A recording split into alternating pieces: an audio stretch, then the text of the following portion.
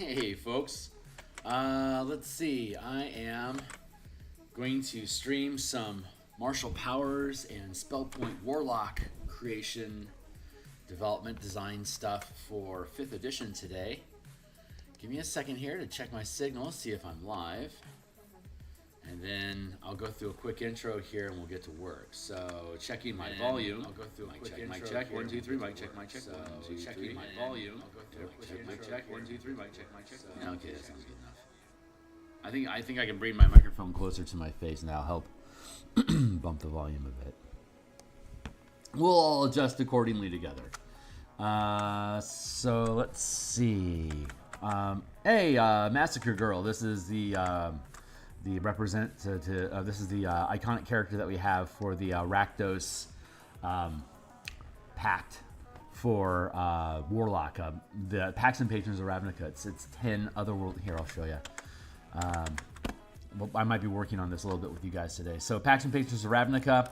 It's 10 different Warlock patrons based on each guild. So you have a subclass, a Warlock subclass for all 10 guilds in the Ravnica setting. When you take on this pact, you essentially become a guild mage, which is a buzzword that folks that are familiar with Ravnica setting and Magic the Gathering will know.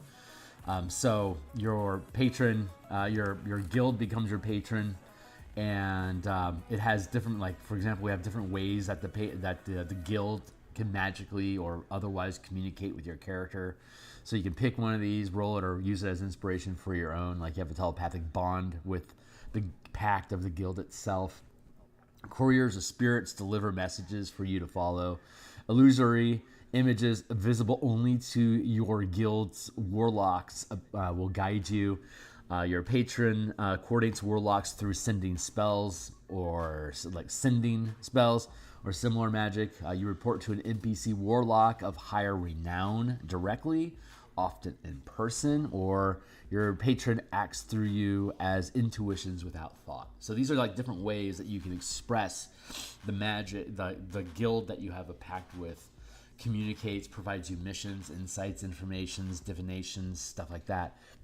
And the DM can lean into any of these aspects as much as they want. So, 10 different Warlock Pacts subclasses, each with MTG flavor for the color combination they use and with their general narrative of how that guild works. And then we have 5 new Pact boons, Cauldron, and then 5 invocations that have the Cauldron as a prerequisite. Pact of the Cloak with 5 invocations, Pact of the Fang with a bunch of invocations, Pact of the Lantern with invocations, and Pact of the Shield with invocations. So now that Pact boons are no longer invocations, we can remove the language that we have in here about you can swap out extra boons. We can get rid of this one. So extra boons, you can use an invocation to pick up a boon. So we now have 10 invocations, of which we can also choose boons. So now the 5 boons that we have added just more smoothly integrate in with what the Warlock has become, which is a theme that we have for the new 5th edition in general. I don't think you could see any of the stuff that I just went through, could you? God damn it. I'm sitting here rambling about stuff and I'm talking about things you can't see. So, okay, let me get my social media boosted here real quick. I'll go through my origin story. I'm obviously having just a scattergun sort of day this morning, so we'll see how productive things end up being. But hey, my name is Phil Kearney. I create role-playing games. I illustrate them. I publish online, and I've been focusing on creating variant mechanics and rule systems for 5th edition Dungeons and Dragons. I've been I've been a dungeon master for Dungeons and Dragons and other game systems since 1987. I've been a Magic the Gathering enthusiast since 1995. I've been a freelance illustrator since 1999, and I've been creating content for Dungeons & Dragons 5th edition on the DMsGuild since 2017. That all began when the Color Mana, when the Guildmaster's Guide to Ravnica, Guildmaster's Guide to Ravnica came out. There wasn't, we thought we'd see things about like color mana or like how the colors work in the world as a magic paradigm, but they didn't. So we created our own mechanics. On the X Twitter platform, I'm at Phil Kearney. You can follow me there. And then here on YouTube, like, subscribe, hit the bell icon to get notifications of when we're live in the future. And here's that Pacts and Patrons book that I was talking about. And here, let me give you a preview here. So you can see, here's the different guidance, the list of guidance, how the patrons guide you, which we just went over. And here's the different, all of the 10 guilds, all the 10 guilds represented as Warlock patrons, all the artwork, of course, I created the art myself. As we go through this book again, we can glam up all the artwork on the back end of it. But you check out the whole thing, this free preview. And again, you don't buy books. You don't buy my books to get access to my books. You buy my books to encourage me to make more. So if one of the books that you see that I've created, if you like it, buy it as encouragement to create more books. Spelljammer, the Color Mana Spell Point variant rules, Pacts and Patrons of Ravnica, ability check casting. I've done a lot of different stuff. So be welcome to check all that stuff out. Blah. So, okay, so what do we have on our agenda today? I have clip this out of the way, and here's a bunch of books that I've made. Cheers. All right, let's just get this out of the way altogether. Okay, so let's see. We have the Pacts and Patrons of Ravnica. We're going to have to do some redesign here on how these features work because there's been some changes in how Warlock mechanics work in general. We have the actual Spell Point Warlock book itself. We currently don't have any rules from 2024 DMG about spell points, like they're cockamamie 2, 3, 5, 6, 7, 9, blah. It's a really bad spell point system. It's bad on purpose. The Universal Spell Points system that we use, USP, it's a 1-to-1 point ratio. A Warlock gets 20 points at 20th level, 1 point to cast a first level spell, 7 points to cast a 7th level spell. The fun, hold on, let's zoom in here. So the way that it works is on a short rest, you get your pack mana, right? So level 1 to 20, first level, it's 1 point. Second level spell is 2 points. You can cast, as you can see, it's a little slower power progression for 5th level spells, but you can cast a shitload of first and second level spells in comparison to only having like 2, 3, or 4 spell slots.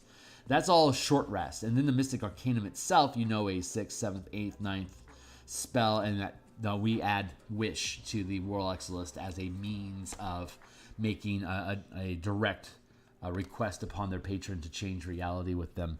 And we treat that as a 10th level spell slot at 19th level, so you can delay your campaign turning to scrap quicker, because Wish will turn your campaign to scrap.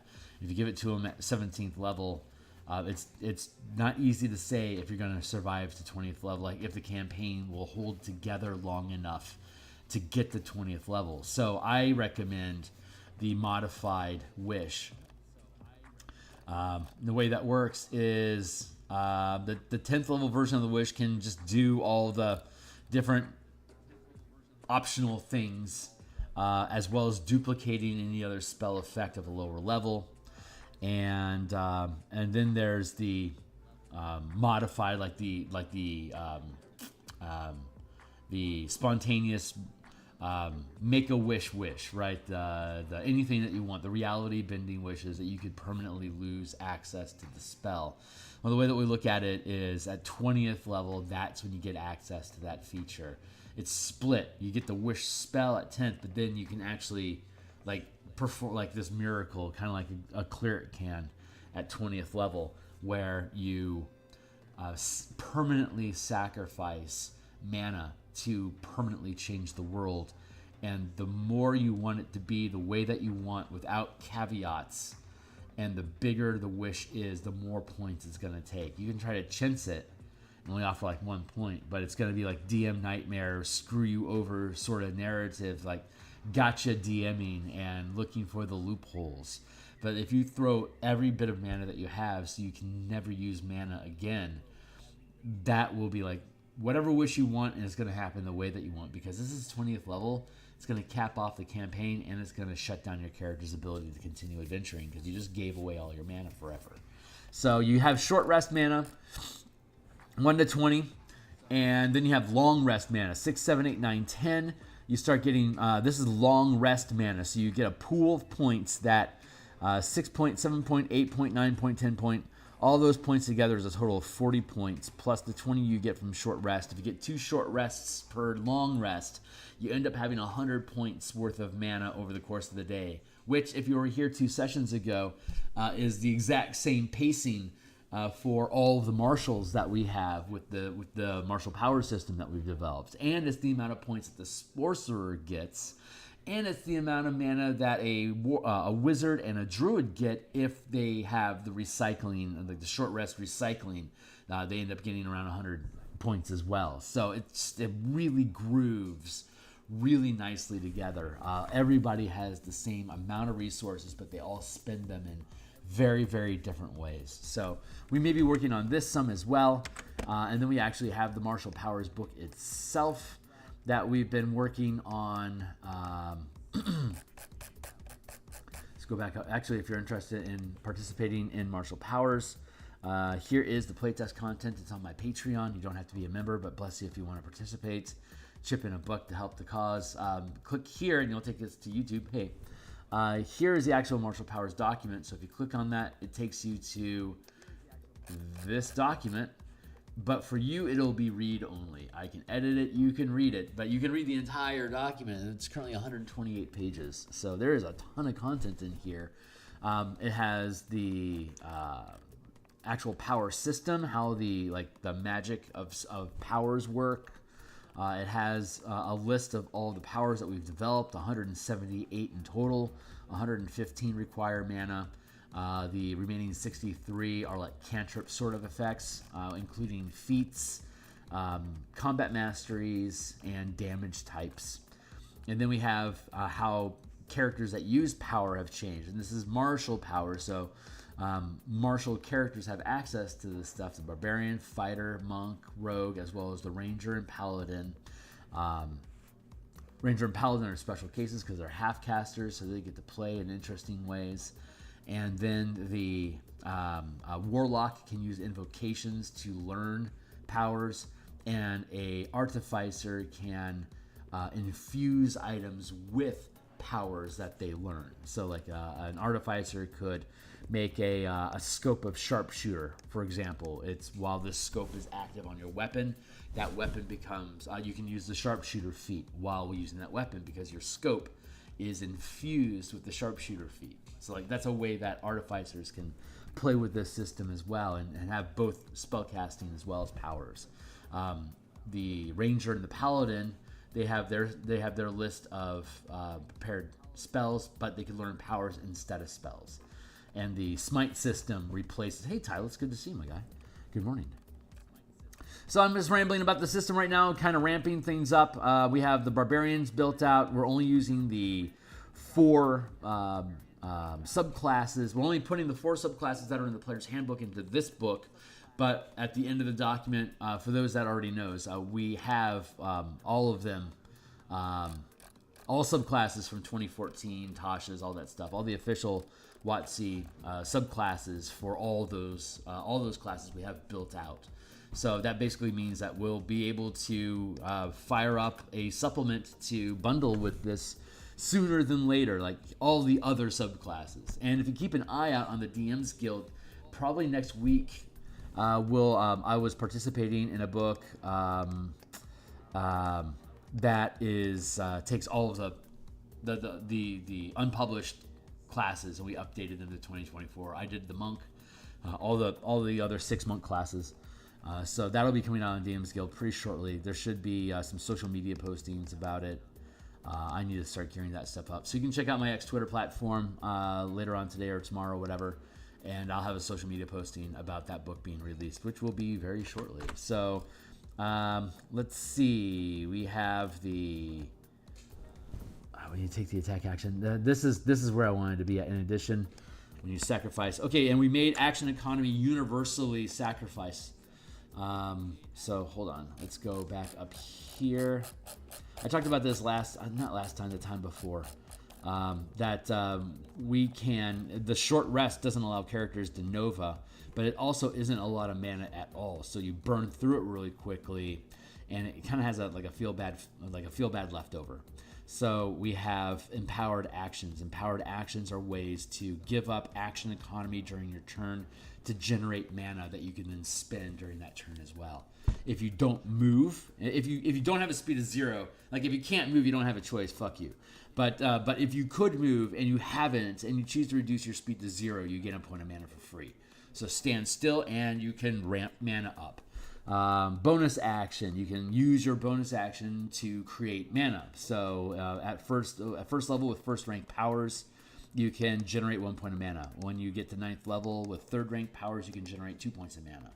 At 17th level, when you hit 5th rank powers, you can generate 3 points of mana. So if I stand still and I use my bonus action, I'm 17th level, I can generate 4 points of mana for free that turn, that I would then still be able to use during my action. But if I take my action and take the attack action, the number of attacks that I sacrifice also generate mana. So if I'm a 20th level fighter that stands still, burns my bonus action, and cashes in 3 out of my 4 attacks, I just generated 7 points of mana, and I only have 1 piece of action economy left, which is a single attack. My max channeling rank is 5, so I can't actually use all of that mana unless I find some sort of kicker effect. So, but each round, my fighter could be reduced. My 20th level fighter could be reduced to doing one single thing. But that one single thing that I do, I can do with a fuck ton of mana over and over and over again. So that feels pretty damn good. The amount of damage that a fighter can do with a single attack when dumping 5 points of mana into that attack is about the same as a sneak attack from a 20th level rogue. So it's not broken. You're just spending your resources to do this thing. A rogue can deal that much damage and move and have a bonus action. So it's being able to generate power that way to then spend on things. It's fun. It's fun. You can build your own action loops. Like if you want to deal extra damage, you have 3 attacks. You can, if you hit with your first attack, you can sacrifice your second 2 attacks to generate extra mana to deal more damage. If you want to ramp up a bunch of movement effects, you could burn your bonus action to generate a bunch of free mana, so that when you take your movement action, like you're on fire, you're flying and teleporting, for instance. These are different things that you can do with mana while you're moving. So a bunch of different powers that we have available to us. We were messing around with the action economy here to make these things work. We were getting through. That's the reason, because the you're normally only able to use these empowered actions to generate mana that's going to be spent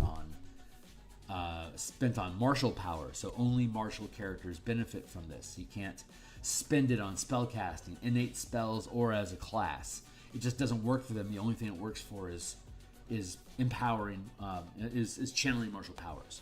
So, but the exception to that rule is the Eldritch Knight, which at 7th level, when you use action economy to generate mana, you can use it to cast your Eldritch Knight spells. So the Eldritch Knight can spam spells forever, just like it can spam maneuvers or strikes forever. It just has to use its action economy to do it. Another fun kicker, the Ranger actually ends up with less mana than any other class in the game. But so what we're allowing the Ranger to do is be able to use this at level 1. So even though you have less mana overall, you can generate mana and use that mana literally for anything that your character can do. So the Ranger becomes very unique and very different identity from the Paladin.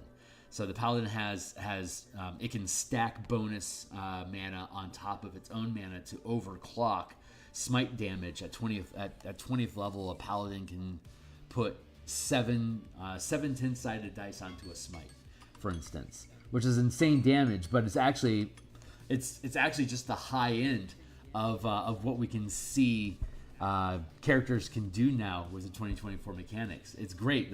All the characters got stronger in 2024, so now all the ideas that we have in this book are within statistical curve of what the game can do. It's awesome. It's awesome that it worked out. So when we left off, we were working on the Rogue. We were finishing up the Arcane Trickster, and we were going to kick off into Assassin, Soul Knife, and the Thief. We've picked at the Thief, the Soul Knight, and the Assassin before with the 2014 rules, but now that we have the 2024 mechanics available to us, we want to reevaluate that. So, but what I also need to do real quick is, let's drop down to here. I want to look at the fighter again, the Eldritch Knight, because it doesn't look like we have class features that really coincide very well. War Magic makes a lot. I feel makes a lot of sense for the Eldritch Knight at 7th level. It's a good place to be, and compared to like the Ranger, Eldritch Knight, and the Arcane Trickster are the only three classes, are only three character options that allow you to use empowered actions to cast spells. So that's a very unique set. So I'm trying to pay attention to how it scales out. Rangers get it at 1st level right away. No, I can't do that. I can't do it right because dipping is going to be too heavy. I can caveat it that you can cast your ranger spells with your action economy. You can't cast wizard spells or any other multi-classing spells. Only the spells that you gain. Only ranger spells. So you have to select a ranger spell to be able to use that with. That should clean it up. So I like, we already have a lot of language that's being introduced in 2024 about siloing, like levels gained as a monk, level spells, the wizard spells that you have prepared. Like these are the kind of caveat language that they put into 2024 that really silo in that even if you're a multi-class character, your resources are generally only going to go towards the benefit of what specific classes you gain those features from. And I really like that. And so I'm really glad to see how sensible a lot of these design philosophies for 2024 have become. Mostly because they coincide with what my design philosophies are, so I break my arm patting myself on the back. But nonetheless, I was right. So Rogue, 7th level for War Magic. I guess level 9 should be fine for the Rogue. So at 9th level, they get Magical Ambush. Versatile Trickster is a really intuitive way of doing it. Magical Ambush.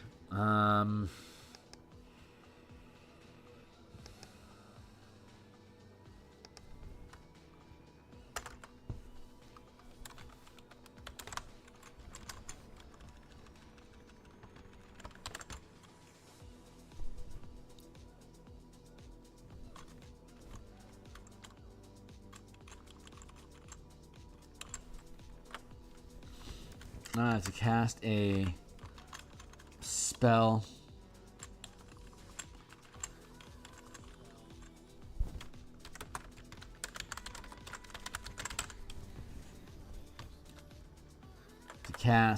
Oh, that's it. One of your chosen bonus spells. Because you don't get a set list of spells, you get a stack, just a stack of you can learn spells. And whenever you gain a level, you can swap what those spells are. At 3rd level, you can do cantrips in 1st level. At 5th level, you're still at 1st level spells. You'll gain 2nd level spells at 7th level. So at 9th level, when you get another stack, you'll have a total of 6 spells. 2 cantrips and 2 first, 2 second, 2 third. So that's a total of 8 spells or cantrips, any combination. 13th level, you get access to you have access to 3rd level spells. So you have 10 spells or cantrips in a combination up to 3rd level spells. And then at 17th level, you have, it's still 3rd level spells, but every time you gain a level, you can swap them all. So when you get to 19th level and you get access to 4th level spells, you'll have 12 spells total that can be any combination of cantrips or spells up to level 4. And every time you gain a level, you can swap what spells you have, integrating the new higher level spell. And of course, these all cost a lot of mana to produce. So you're going to eat through your 20 mana. Like at 9th level, you have access to 3rd level spells, but you only have 9 mana. So like you're going to chunk through your spells really quickly until you get access to, at 9th level, you get access to the empowered actions. So that comes in nicely. So let's look at that language real quick. Magical ambush, and then level 9 new feature.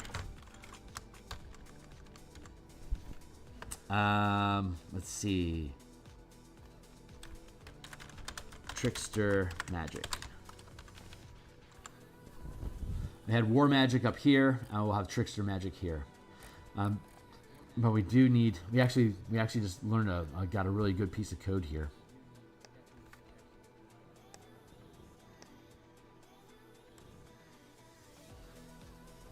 To cast one of your bonus spells. That's what we need to give to the fighter. So let's go up there, and now we'll get started on the assassin. So we'll see what the assassin can do, and we will proceed from there and update our abilities accordingly. War bond, war magic. To cast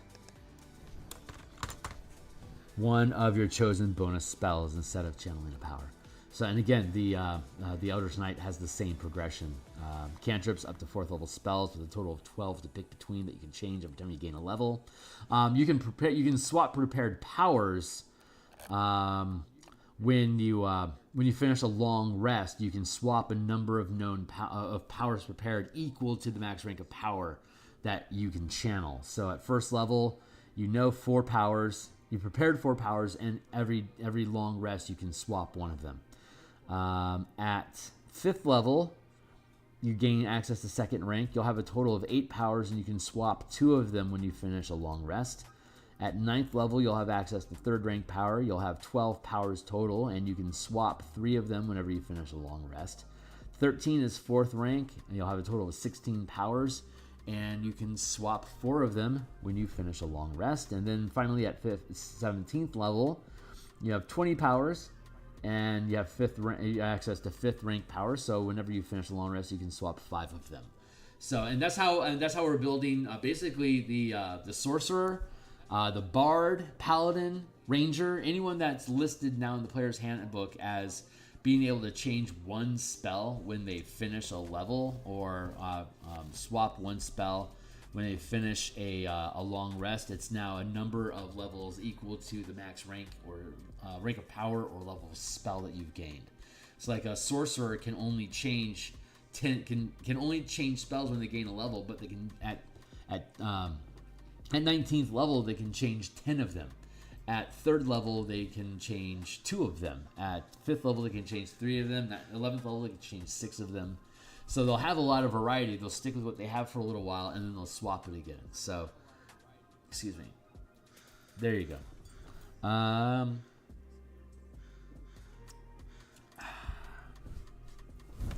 Let's see. Okay, we're going to work on the assassin now. So I got all of that out of my system finally, so we can get to work. What is it? It's almost 10 o'clock, so I got 2 hours to play. Disrupting is missing powers. Okay, get into my list of powers here. Let's go back to the book. Down here for the rogue. There. And now we're looking at the assassin.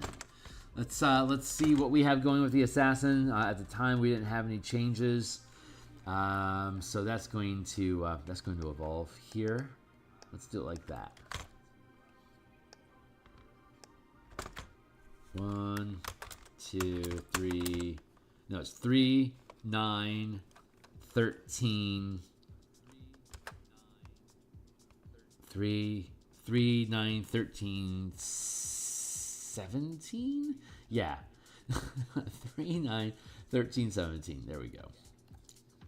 Okay, so let's see. What are the features of the assassin? Let's go to the game rules for classes, and we'll drop down to the rogue.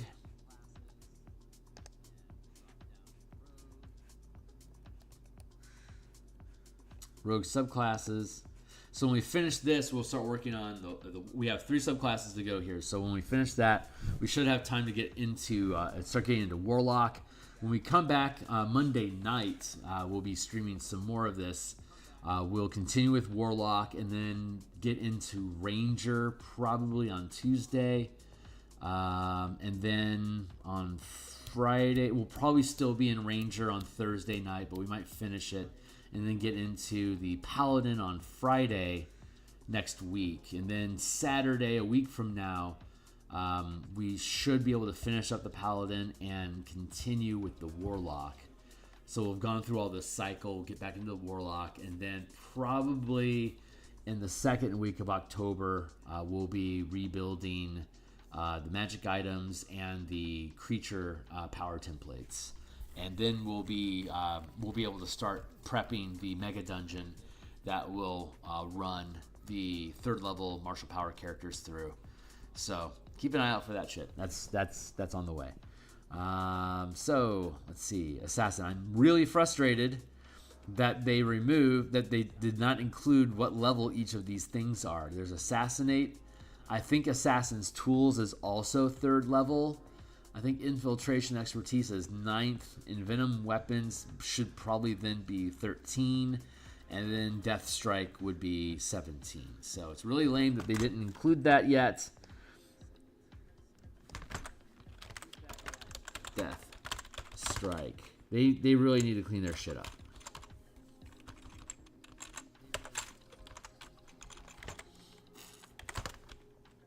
Nobody asked for this new revision, but since we have it, can you at least do it well? Support the fucking decision. Infiltration expertise.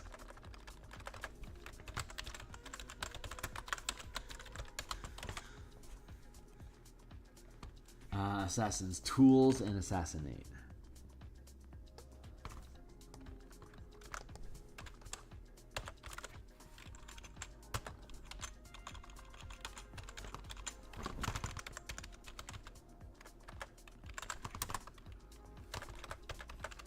Assassins.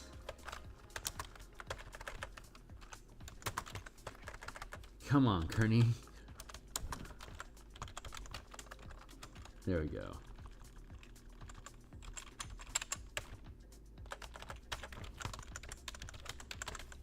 Alright, how does assassinate work now? You're adept at ambushing a target, granting the following benefits.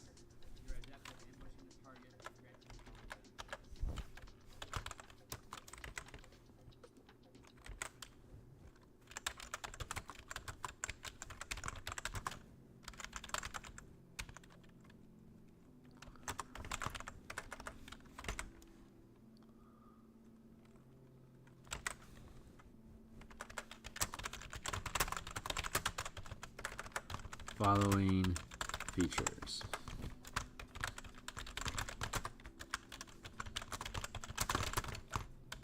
You roll with advantage, is that right?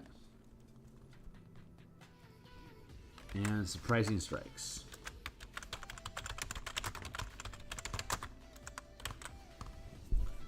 During the first round of each combat, I'm going to copy. Paste, copy. So let's see how this sits. During the first round of each combat, you have advantage on attack rolls against any creature that hasn't taken a turn. If your sneak attack hits any target during that round, the target takes extra damage of the weapon's type equal to your rogue level. Jesus Christ, that's really good. Nice. Okay, cool. So I have no reason. I like that. During the first round of combat. Let's see, roll.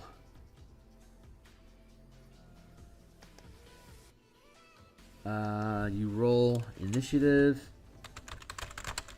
with advantage, and during the first round of each combat,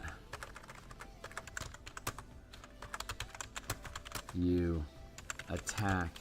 Your attack rolls have advantage against any creature that has taken a turn. Let's see. You roll initiative with advantage, and during the first round of each combat, your attack rolls have advantage against any creature that hasn't taken a turn yet.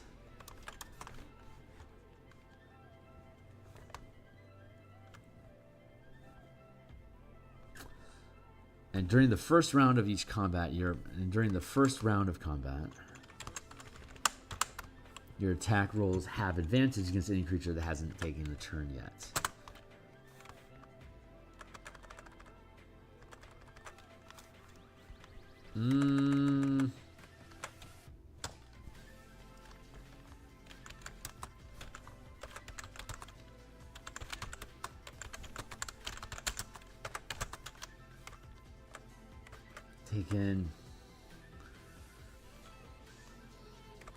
Taken has not taken a turn. Any creature that has not taken a turn, period. There we go.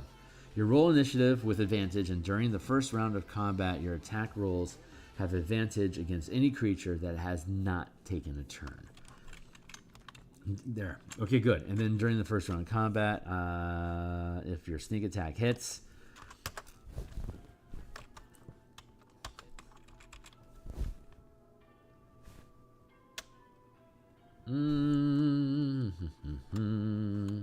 let's see. Initiative, Rising Strikes. If your sneak attack, okay.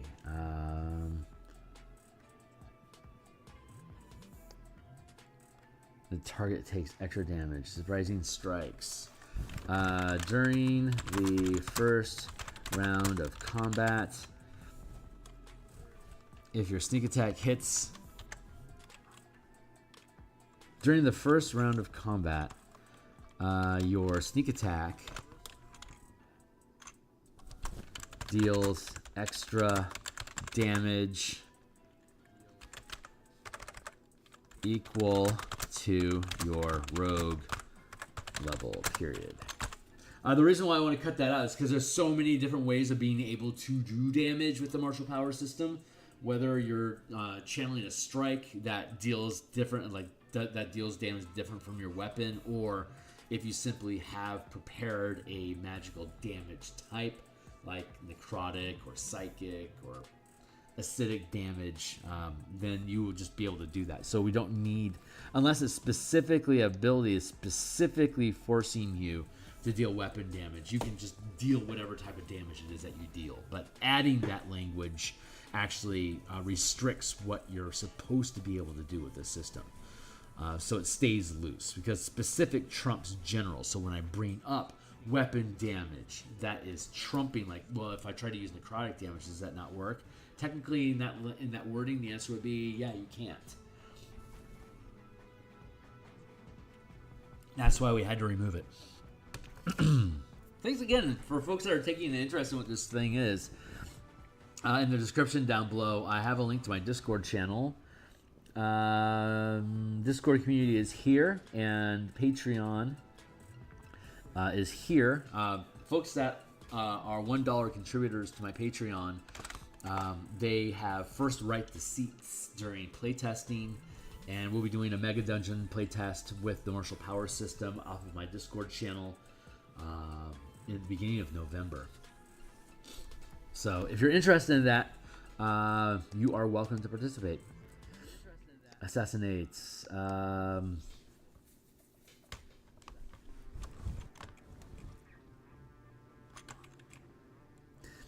You roll initiative.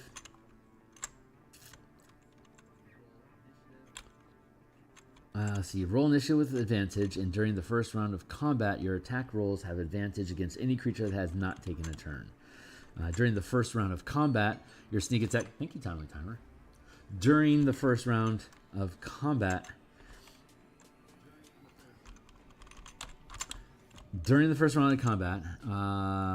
your sneak attack deals extra damage equal to your rogue level. Okay, no, that's perfect.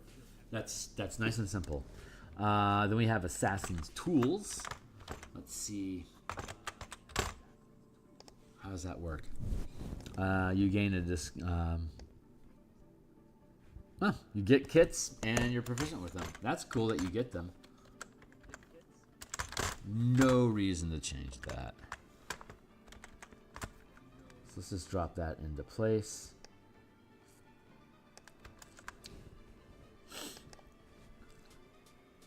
Poisoner, poison, ranged skirmisher, sharpshooter, first strike, subtle channeling, assassinating damage,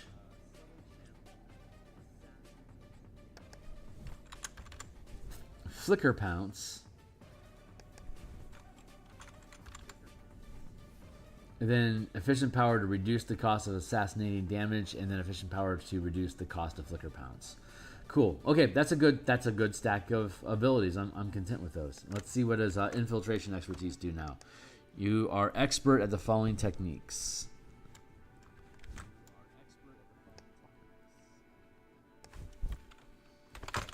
You have perfected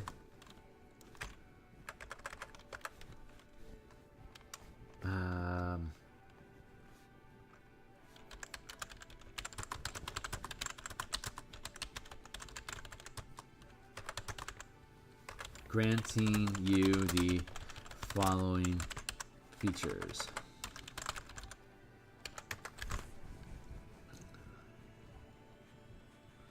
Masterful mimicry, roving aim. Your speed isn't reduced to 0. Your speed isn't reduced to 0 by steady aim. Oh my god, that's hardcore. Where's steady aim? Remind me of that.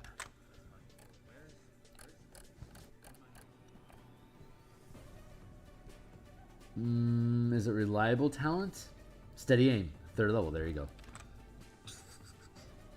Remind me of what that does. As a bonus action, you give yourself an advantage on the next attack roll in the current turn. You can use this feature only if you haven't moved during this turn, and after you use it, your speed is 0 until the end of your current turn. Nice. Obviously, if you use steady aim, it reduces your speed to 0. You can no longer gain empowered actions through movement, and if you've gained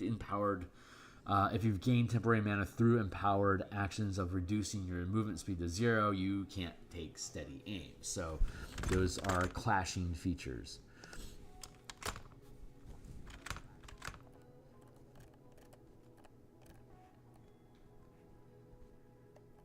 Let's go ambush. Oh, wrong one. There we go. Infiltration expertise, the following features. Let's go back down to the assassin.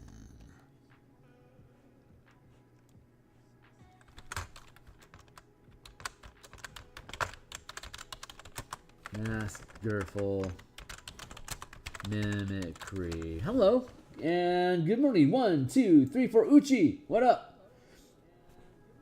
Weird time to stream for you. If I hadn't have had BattleTech.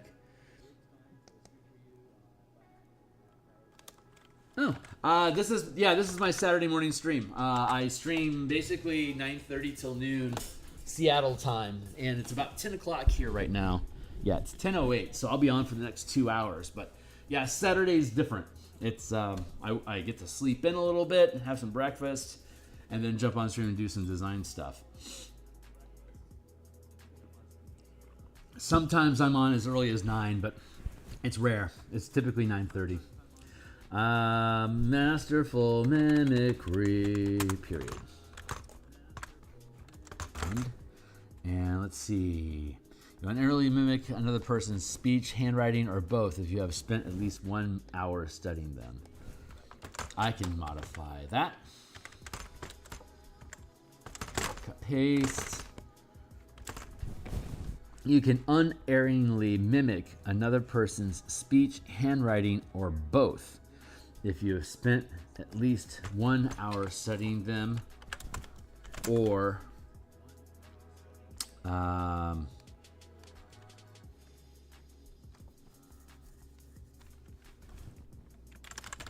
after taking the study action, you can expend 2 mana as, let's see, at least 1 hour studying them or after taking the study action during your turn.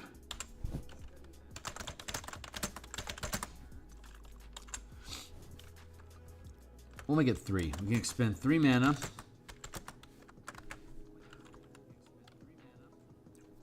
Let's word it differently. Or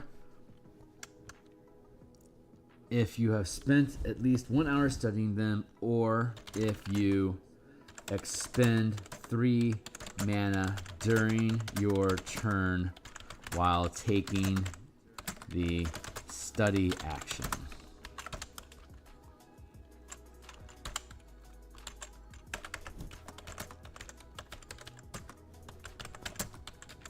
To observe the target. Observe the target. I spy with my eye. Text. What's that? 1 p.m. there. Oh, right on.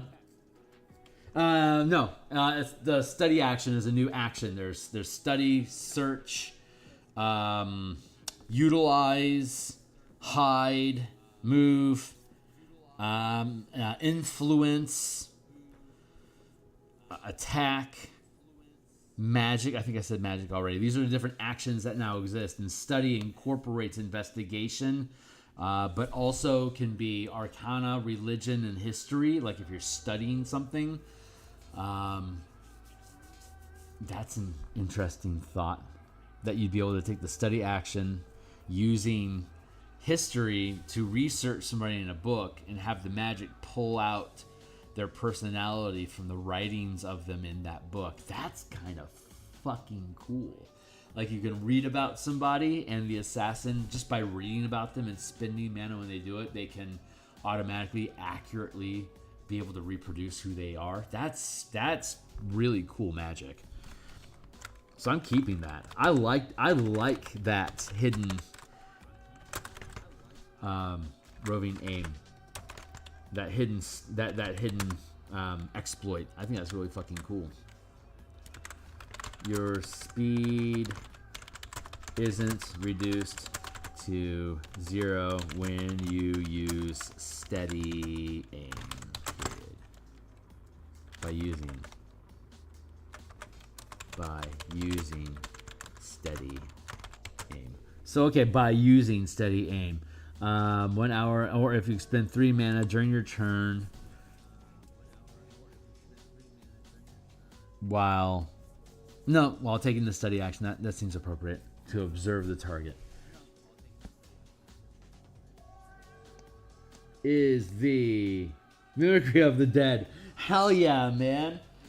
Okay, coincidentally, Speak with Dead is a 3rd level spell. It costs 3 mana to do it. This masterful mimicry that we just generated also costs 3 mana, and I now understand why I wanted to spend 3 mana on it instead of 2. We already have divination magic with 3 mana that's strong enough to be able to get the voice and information known by dead people. So being able to pick up the mannerisms and voice patterns of any person as well seems like something you'd be able to do. So if you have some sort of reference material from which to extract the information. So that jives. That actually jives. It's, yeah. And wow, what a crazy cool ability. So Envenom Weapons. When you use the poison option of the Cunning Strike, the target also takes 2d6 poison damage whenever it fails the saving throw. Oh, neat. This damage ignores resistance to poison. Oh, this is hardcore. Okay, cool. So let's go back here. Blip, blop, blip, blop, blip.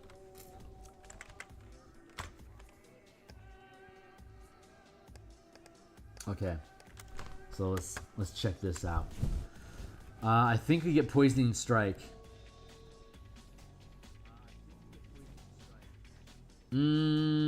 Poison. Poisoner, poison. Okay, so we can always deal damage. We can always deal poison damage when we use an attack or unarmed strike or whatever. So we can reword this. We automatically, if you're going to use Cunning Power to ramp damage, you're already dealing the extra 2d6 whatever, because you have Poisoning Strike that you can take. And at 13th level, you could put 4 dice into it, so it'd actually be at 13th level, it'd be 4d8 damage that you would be dealing on top of having a Poisoning Strike, which can also be done with Sneak Attack if you wanted to. So this we're already outscaling the limitations inside their system. So this is irrelevant, but the damage ignores resistance to poison damage. We already know that. No, not necessarily. Okay, so let's pay attention to that. So when you deal,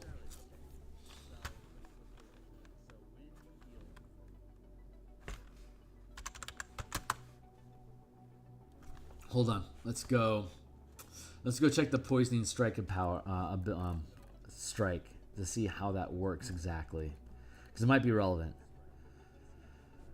Grappling, thundering, 2nd rank, right? Poisoning Strike.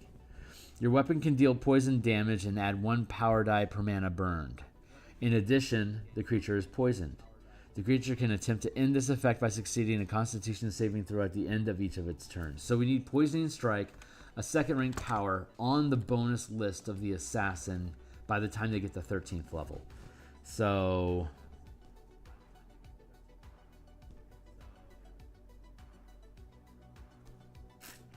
let's replace Ranged Skirmisher with Subtle Channeling, and let's give them Poisoning Strike at 9th level.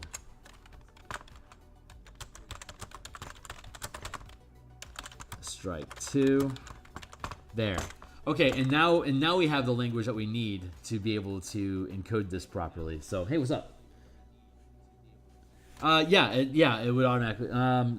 So the way that the strike power currently works is that when you hit, you can dump mana into it. It's a 2nd rank power, so you have to put at least 2 mana into it. You can do this as early as level 5. Poisoning Strike. Your weapon deals poison damage if you want. It can just deal normal weapon damage if you chose, and you add 1 power die per mana burned. So, or you add 1 power die per mana expended is the way that you word it now. Expended per mana expended. And at this level, at 5th level, when you'd have access to this, your power die is a d6. 5th level, it's a 2nd rank power, so you would deal 2d6 damage with it. At 13th level, you could put in a total of 4, so you could put in 4d6 damage with the Poisoning Strike. So the way that we're going to rework it is when you channel the Poisoning Strike power,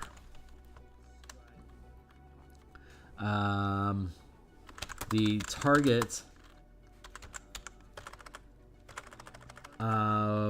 let's see, hold on. When you channel,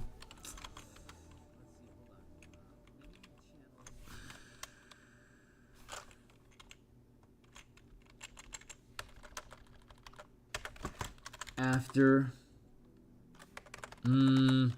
when a target is affected by when a target is hit. When a target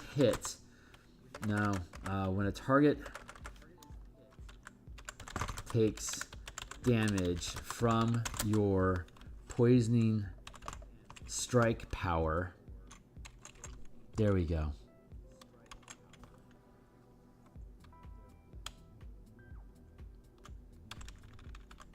The target also takes poison damage. When a target takes damage from your poisoning strike power, the Constitution saving throw it makes when to end the poison condition. When a target takes damage, let me catch it when he texts. Yeah. When a target takes damage from your poisoning strike power, let's see. When a target takes damage from your poisoning strike power,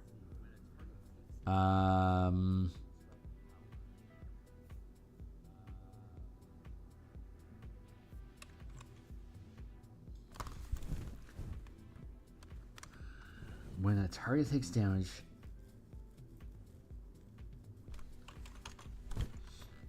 if a target is poisoned by your poisoning strike, this will do it.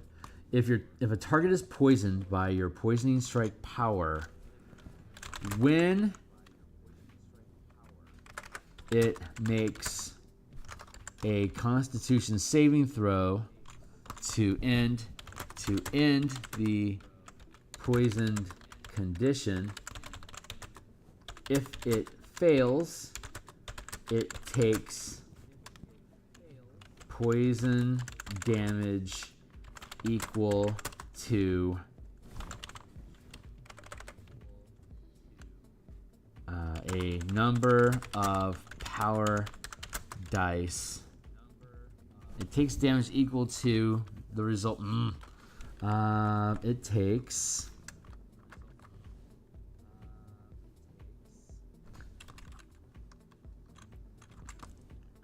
if the target is poisoned by your poisoning strike, whenever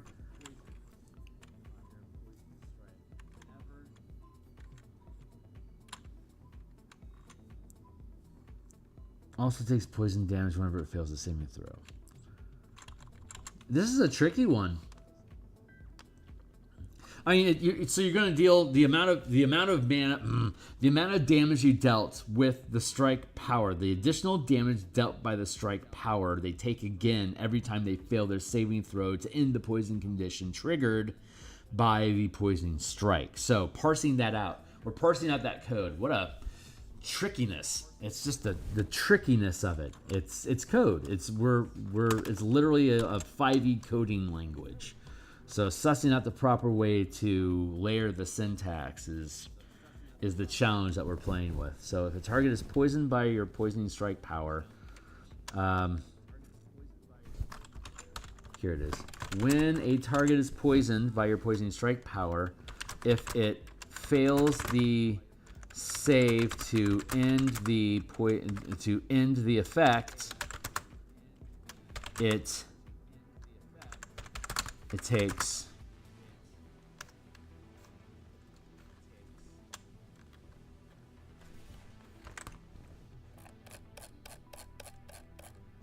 let's just steal the language. Let's see if I can just steal the language out of how it's already written. Too far, Kearney. Too far.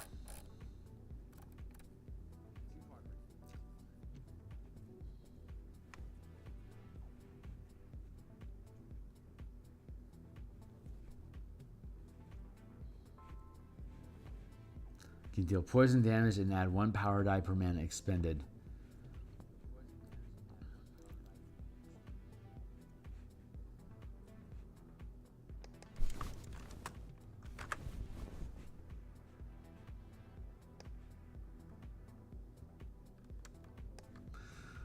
Too shorthand. 1 power die per mana channeled.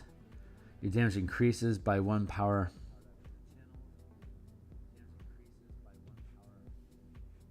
Creature is frightened. Oh, wait. Corrosive strike. That's the caustic strike. Must make a constitution. Success equals no extra damage. Fail equals take power dice of damage again.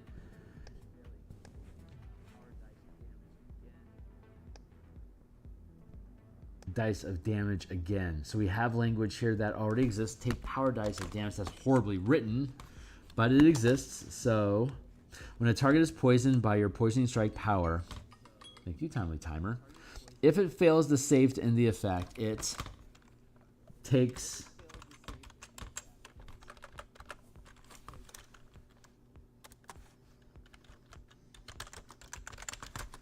poison damage again equal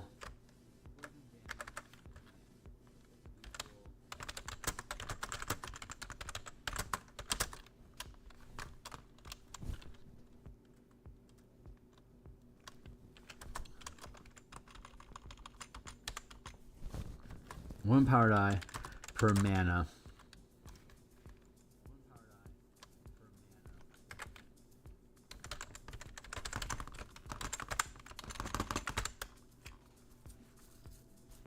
It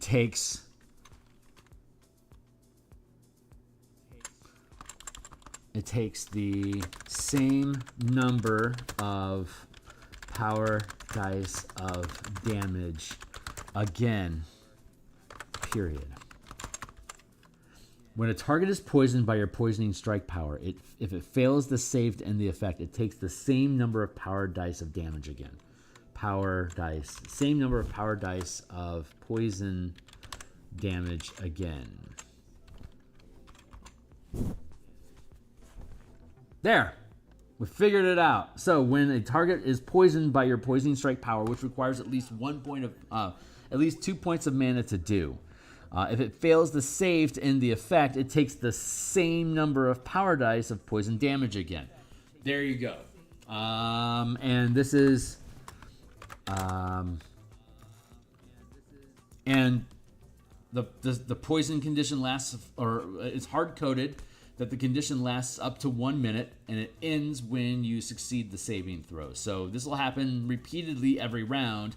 At 13th level, it could be up to 4 mana. It could only be 2. So, but it's going to be a D8 that you're going to roll. So it'd be anywhere from 2d8 to 4d8 damage that they'll take each time that they fail to save. There you go. And because you have the poisoner feat, it automatically, you can't resist the poison damage because it's damage that you dealt. So that works as well. Man, that one was a challenge. I needed to find it again. Okay. Powers and perils. Okay, so that's not clear.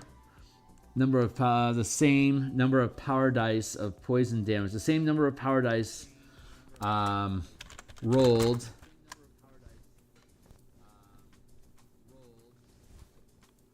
It needs to be self-inferred because it gets clumsy saying, hey, if you rolled 3 power dice of damage to hit, when you hit the creature with the poisoning strike power, you can roll 3 dice again. It's the same number of dice. But if it doesn't read clear to you, it doesn't read clear. So you must define again.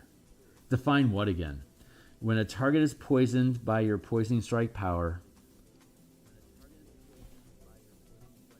when does again happen?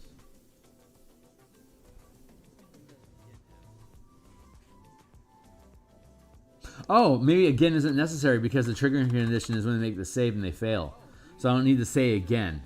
When a target is poisoned by your poisoning strike power, whenever it fails the save to end the effect, it fails the Constitution saving throw. The Constitution saving throw.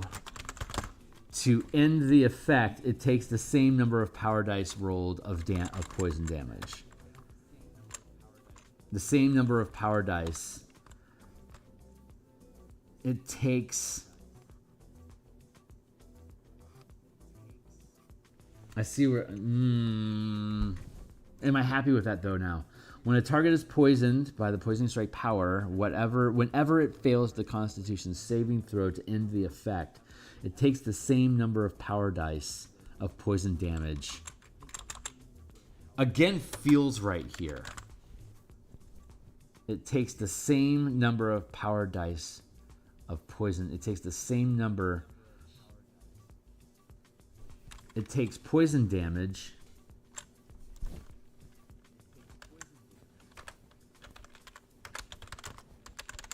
It takes poison damage again,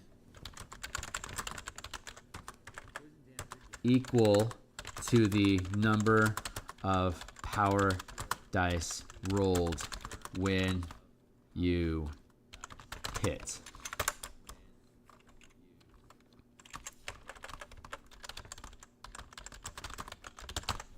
Is that overly? Does that read right now? When a target is poisoned by your poisoning strike power, whenever it fails the Constitution saving throw to end the effect, it takes poison damage again, equal to the number of power dice rolled when you channeled the power. That actually is self-referential, clear, and covers all the different mechanics that are. It's a little wordy, but it's still just 2 sentences, so that sits inside of the general constraint. If I like to be able to express a power in 2 sentences, if I can.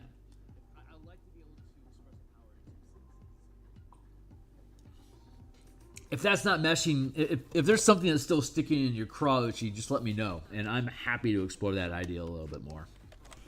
But I think that reads well enough that I can, at least when I get an editor onto it, they'll know what I'm trying to say and correct me. So I think that's good. This is taking longer than I expected. Death Strike. When you hit with your sneak attack on the first round of combat, the target must succeed a Constitution saving throw, DC 8. I already know. Or the attack's damage is doubled. Ooh, nice. When you hit with your sneak attack on the first round of combat. Nice. When you hit with your sneak attack during the first round of combat, the target must make a Constitution saving throw or take double damage.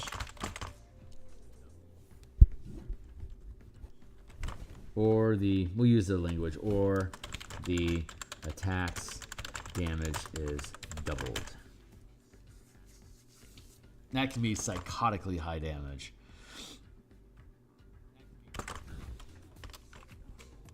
The target must make a Constitution saving throw.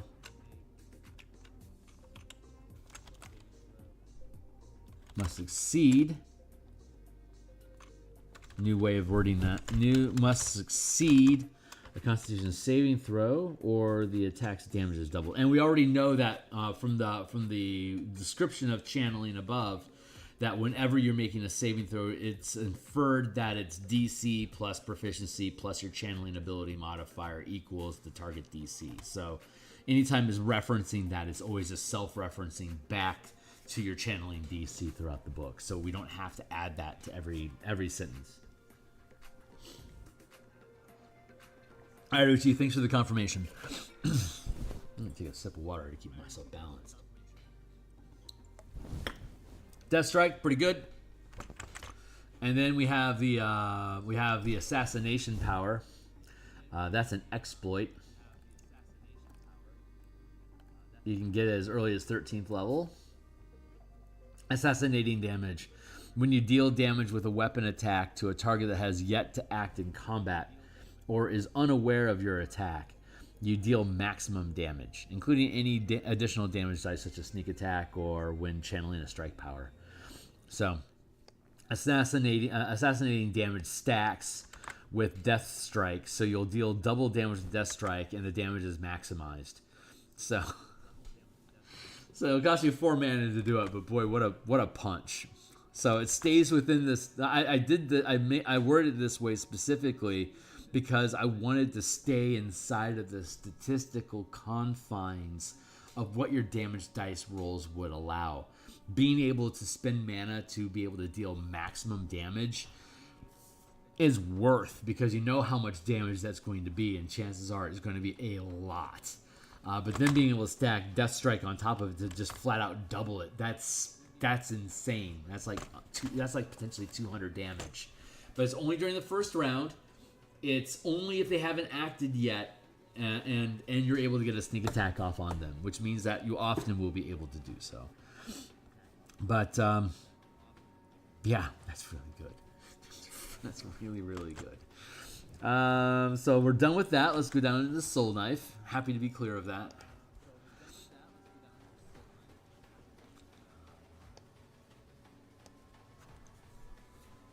Soul Knife, strike at the heart of blah. Sonic power, side bolstered knack. This might actually be current.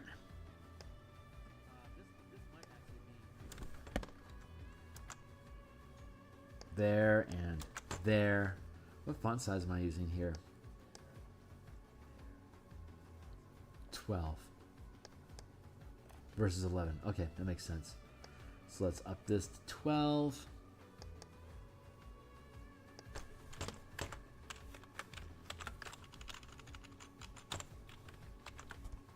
Sonic power, psychic blades. This might actually be current.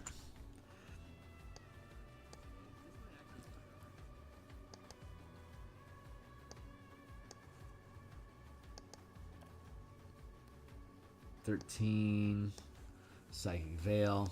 Just doing some formatting here real quick so we're not savages. 13. Rend Mind. Psionic Power. Okay, level 3.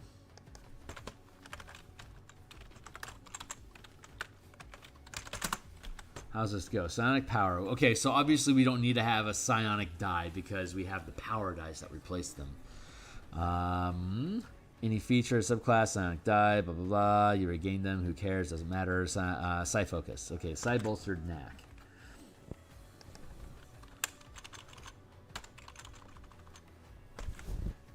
And then Psychic Whisper. Side bolstered knack. If you fail an ability check using a skill or tool with which you have proficiency, you can roll one psionic power die and add the number rolled to the check, potentially turning failure into success. The die is expended only if the roll then succeeds.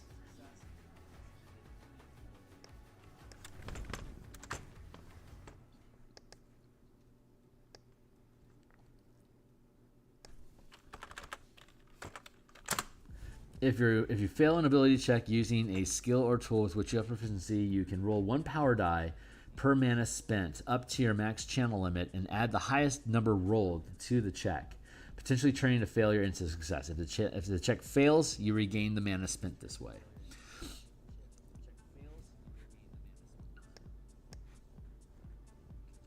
Cool.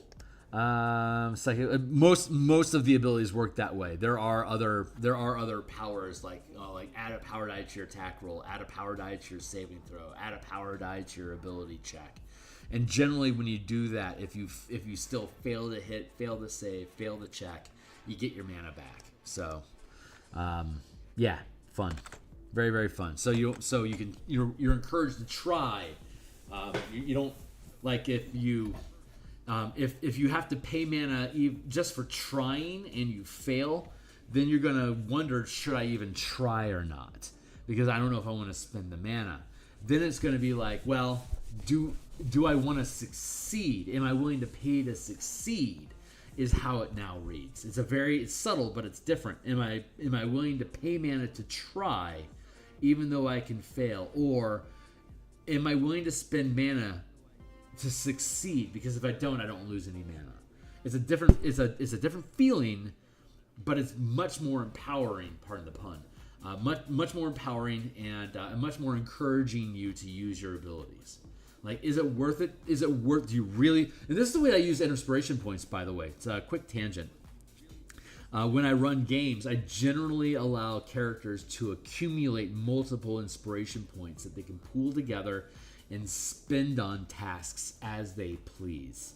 And they can have each character can have a number of inspiration points equal to their proficiency bonus. So when I'm running a campaign and we get up to 17th plus level, and I have 4 people in the party, that's 24 points of inspiration that they can accumulate and then spend on a single die roll at some point. And they fucking love doing that. They gain 1 point for showing up on time. You get 1 point if you write at least a paragraph summary from your character's perspective about what's going on inside of the game. And the first person to arrive gets a bonus point on top of it. So you could potentially get 3 points per session if you show up on time, if you're first, and you did some, and you provided a summary, mostly just to help reinforce in your mind what happened. Most people can get at least 2. So at first level, whenever you show up to the game on time with something to say about last session, you automatically get 2 inspiration points. You can then stack them all up, and it's like, yeah, the ranger really needs to hit this survival check to do, like, needs to succeed this investigation check to track. It's really important. And the team at first level has 8 points of inspiration stacked up.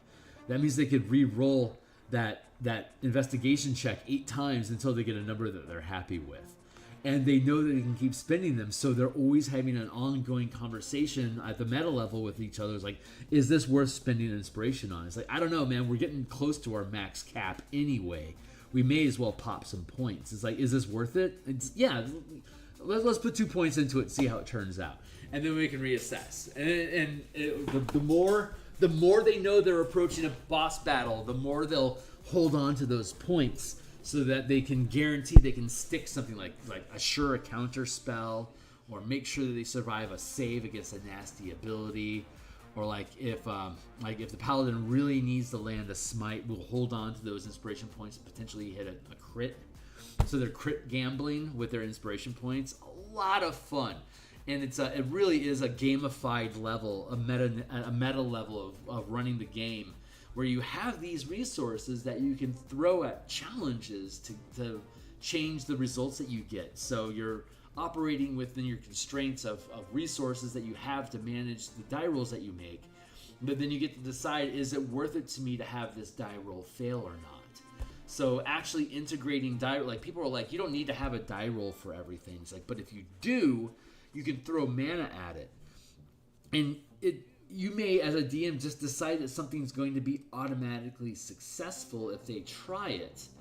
But if they want to put a die roll behind the effort of trying it, the result they get can embellish the description of the result of their action that they were automatically going to have. If they roll a 3, yeah, you barely push the rock out of the way, but you find an entrance. It'll take you a few minutes, and it'll be noisy as fuck, but you can move the rock. And now they're like, well, maybe we can find a way to make it quieter. You're just forcing that. You're just pushing them down the tunnel of complications to resolve. Or like if they roll like a 22, it's like, yeah, you roll the boulder out of the way. It was barely an inconvenience. You now have an open passage into the dungeon. Good luck. But like if they're like, yeah, I want to throw 2 points of mana onto my strength check to make sure I get this rock out of the way. It's like, okay.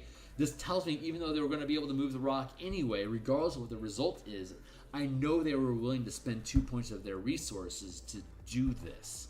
So this is telling me it's important to them. So as a DM, I can change the narrative of it. So anyway, that just a quick tangent there about the utilization of powers in general.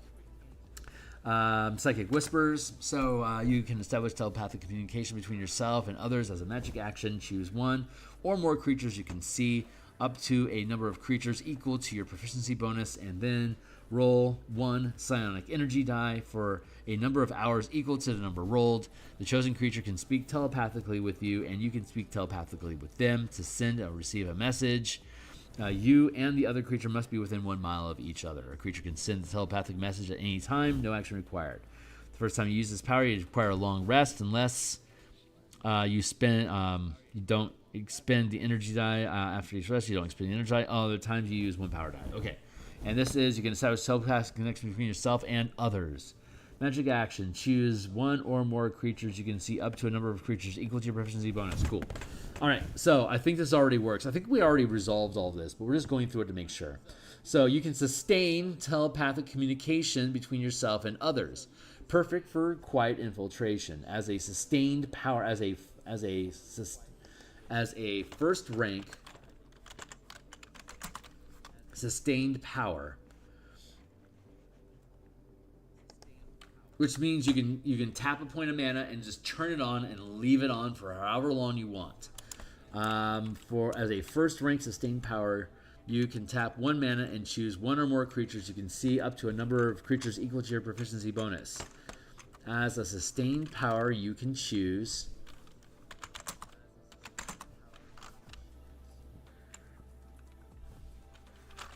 a number of creatures,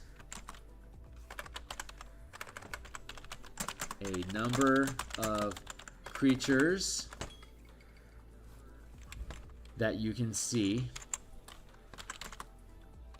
up to your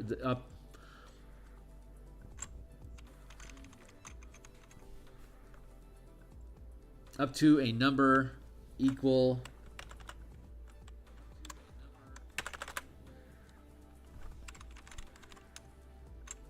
you can choose a number of creatures that you can see equal to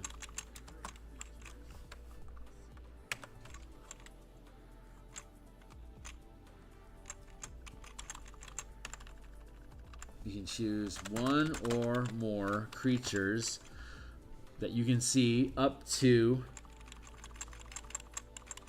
a number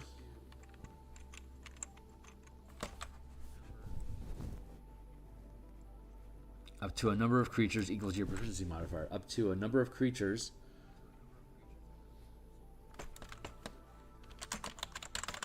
equal to your proficiency bonus. Period. Great. While sustained, the chosen creatures can speak telepathically with you, and you can speak telepathically with them. To send or receive a message, no action required. You and the other creature must be within 1 mile of each other. A creature can't use this telepathy if it can't speak any languages, and a creature can end the telepathic connection at any time, no action required. You and the creatures don't need to speak a common language to understand each other.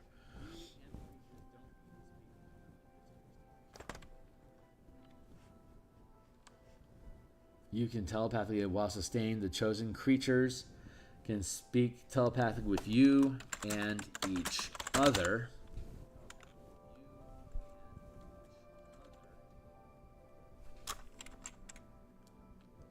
While sustained, you and the chosen creatures can speak telepathically with each other.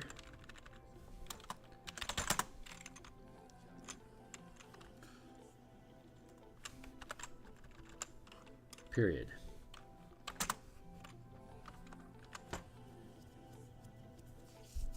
Ah, that's insane. It is a first rank sustained power, and at 3rd level, that's the only one you can sustain. But that's a really cheap version of Rary's telepathic bond, but you have to sustain it, so it's justified, right?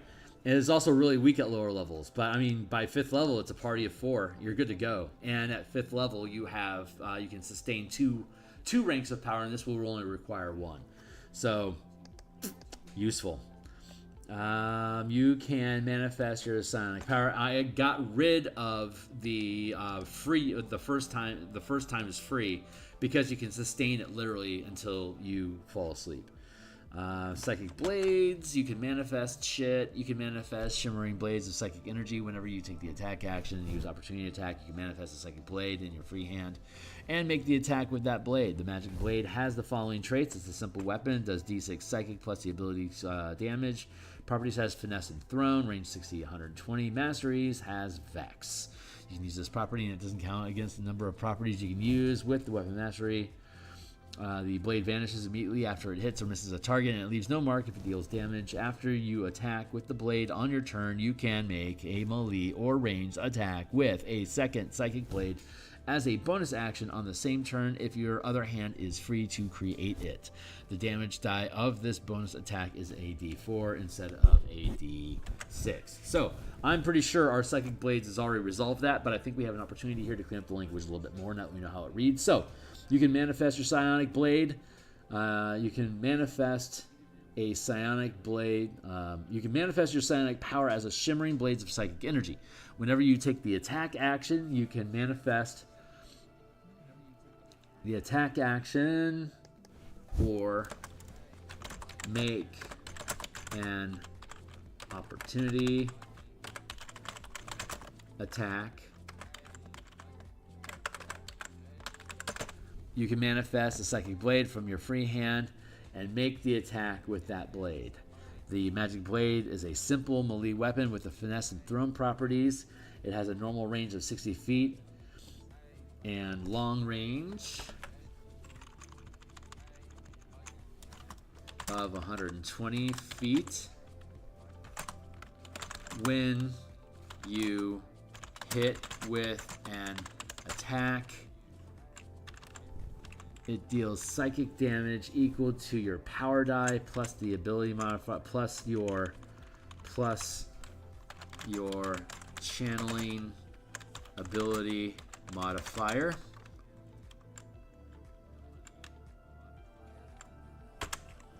You can channel strikes with this weapon as well. The blade vanishes immediately after it hits. The weapon has the Vex combat mastery, and you can channel strike powers with this weapon as well. The blade vanishes immediately after it hits or misses its target and leaves no mark on its target if it deals psychic damage. If it deals damage. Psychic damage. Because it is a strike power, because you can channel strike powers with it, you could deal different types of damage. So as long as you deal psychic damage with it, it won't leave a mark. So after you attack with the blade, you can make a melee or ranged weapon attack with a second psychic blade as a bonus action. Let's do this. Let's be fancy. The weapon has the Vex and Nick combat masteries.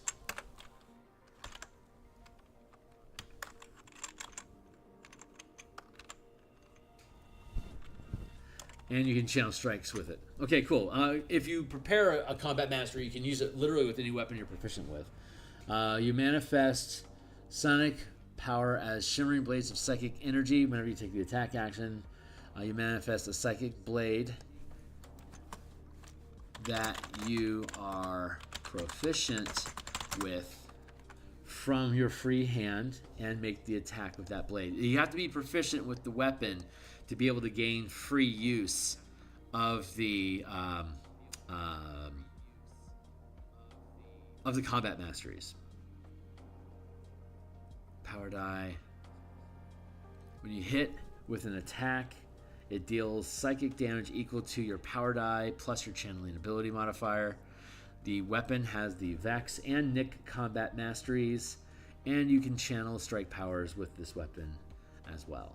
The blade vanishes immediately after it hits, deals psychic damage. After the attack with the blade, you can make a melee or ranged melee attack with a second psychic blade, and this is where Nick comes in handy as a bonus action, or using the Nick property on the same turn, provided you have your other hand is free to create it. The damage die of this bonus attack uses one dice smaller than your current power die. Power die, D6. Bonus die, D4. You get a D8 eventually, it becomes a D6. You get a D10 eventually, it becomes a D8. And then Bob is your uncle. So we can now use the Nick property with it. It also comes with the Vex property if you're only using one weapon anyway. There you go. And Soul Blades. Honing Strike. And Psychic Teleportation. Period.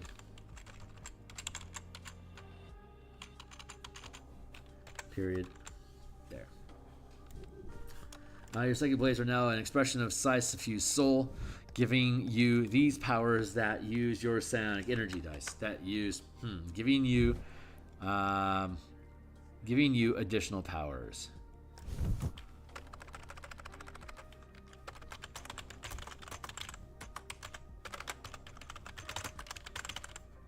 Granting you the following features: Honing Strikes and Psychic Teleportation. Honing Strikes. If you take the attack, if you make an attack roll with your Psychic Blades and miss the target, you can roll one psionic energy die and add the number rolled to the attack. If it causes the attack to hit, the die is expended. Honing Strike. If you take the attack roll with the Psychic Blades and miss the target as an exploit, you can spend mana up to your max channel limit to roll an equal number of power dice and add the highest number rolled to the attack roll, potentially changing a miss into a hit. If the attack misses, you regain this mana. As a bonus action, you manifest one of the psychic blades, expend 1 mana to throw the blade at an unoccupied space you can see up to 60 feet away.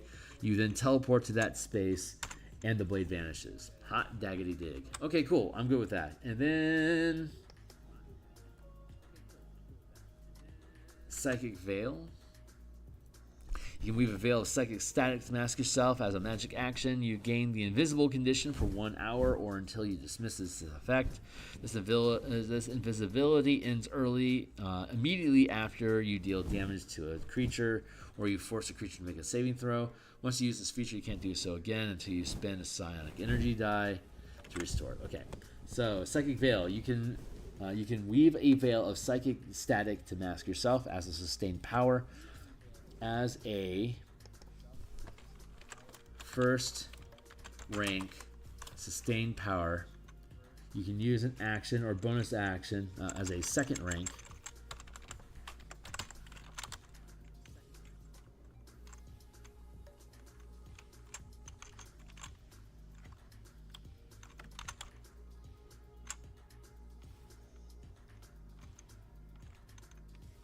You can become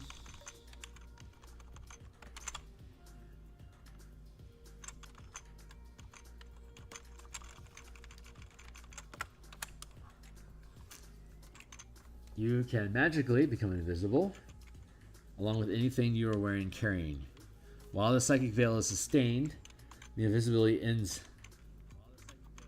While the Psychic Veil is sustained, and you're carrying, can magically invisible, along with anything you are wearing or carrying, while the Psychic Veil is sustained. This invisibility ends immediately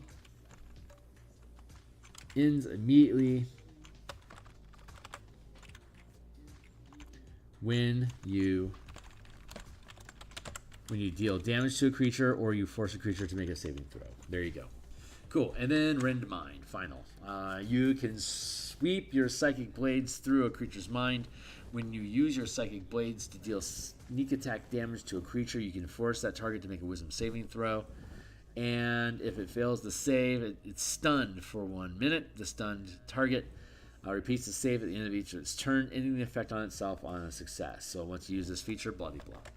Cool. So Rend Mind. After you hit with an attack, you can channel 3 mana to stun the target. The effect lasts 10 rounds.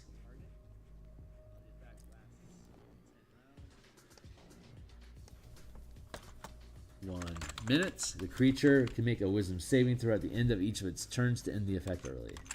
When you hit with an attack, you can channel 3 mana.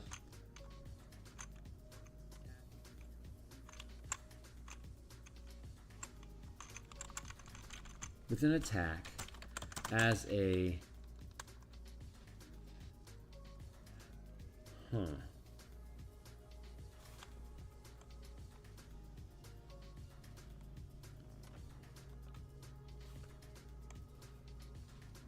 Okay, so that doesn't deal any extra damage. As an exploit, you can channel 3 mana to stun the target. Let's go up to the monk now. We're gonna steal some monk language. Monk, monk, monk, monk, monk. Monk, monk, monk, monk, monk. We actually have this language already here. Stunning Strike. Starting at 5th level, once per turn, when you hit with a monk weapon attack, you can expend 1 mana to force the target to make a Constitution saving throw or be stunned until the end of its next turn. This can be used in combination with weapon mastery effects or strike powers you choose to channel when you hit. Copy.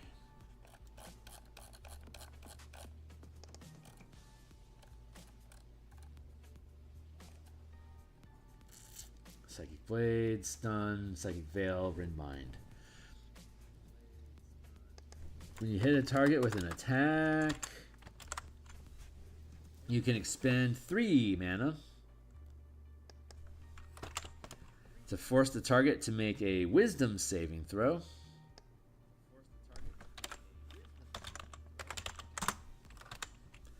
Or be stunned until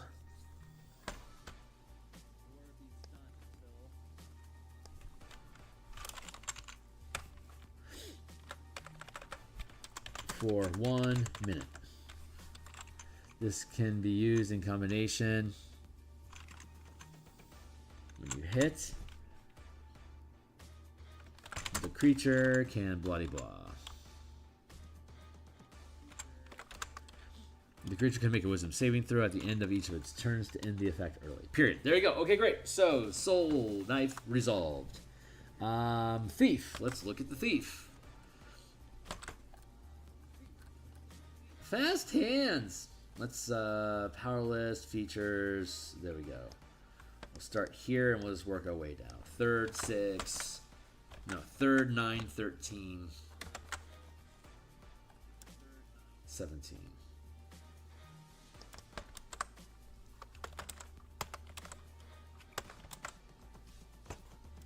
And they probably have like 2 third. So third level, 9th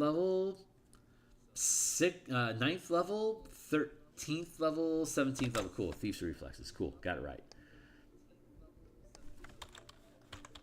Thief's Reflexes. Level 17.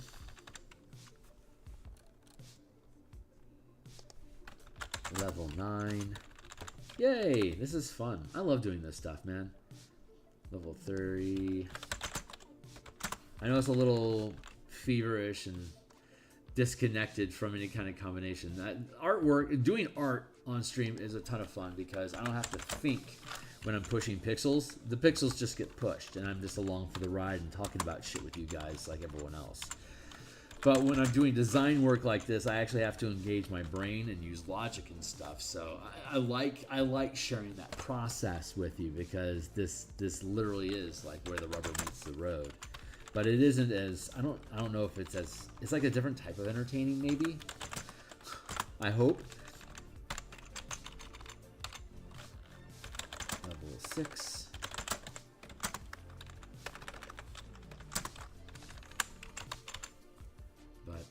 I hope that these things kind of has a study hall sort of vibe where it's easy to just lay back, chillax, and let me rant about stuff. Thief's Reflexes. Use magical device. Oh, neat. Let's go up here.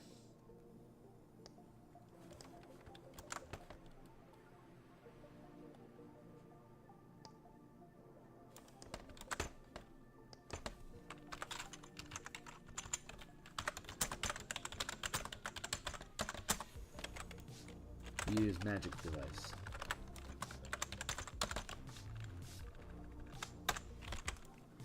And we'll figure out how that works in here in a minute. 9 is Supreme Sneak.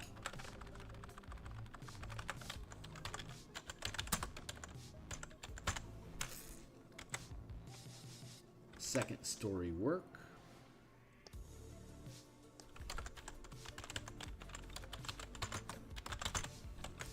And fast hands. Fast hands!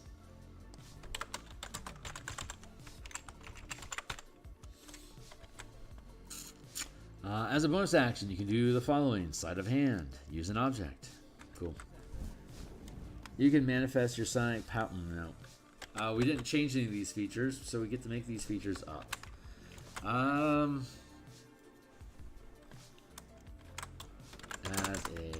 bonus action, you can do one of the following.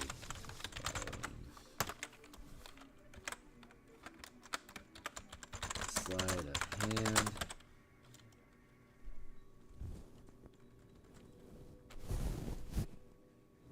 Jesus, man. That's a lot of text.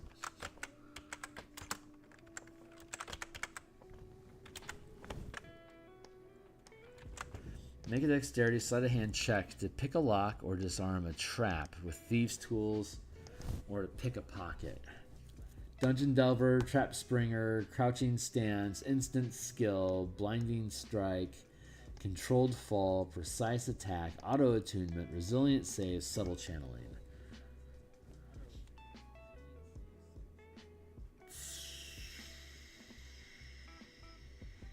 Okay, that's a decent list. I'm good with that. Hey, timely timer. What time is it? Oh, it's only 11 o'clock. Holy shit. Okay, cool. We've got an hour to finish this and then get into Warlock. So I am very happy. As a bonus action, you can do one of the following. Make a dexterity to pick a lock. Or disarm a trap with thieves' tools. Or to pick a pocket.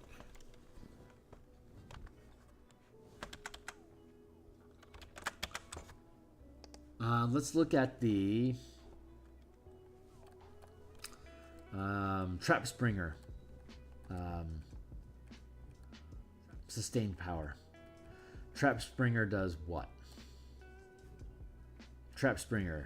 When this power is sustained, you can search as a bonus action and gain advantage on any intelligence investigation and wisdom perception checks to notice traps.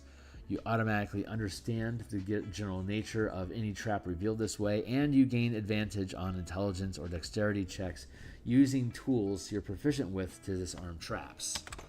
Okay, and then we have Swift Tool is an exploit, I believe.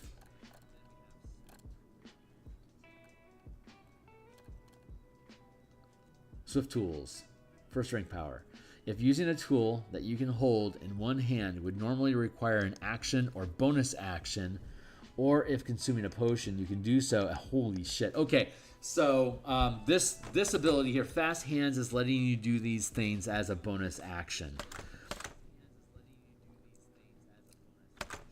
And if you then spent Swift Tools, those bonus actions require an action or bonus action. You'd still be able to use Swift Tools to speed them up and become object interactions instead. So that's cool. So we could do both. We could disarm a trap as a bonus action and then pick a lock as an object interaction.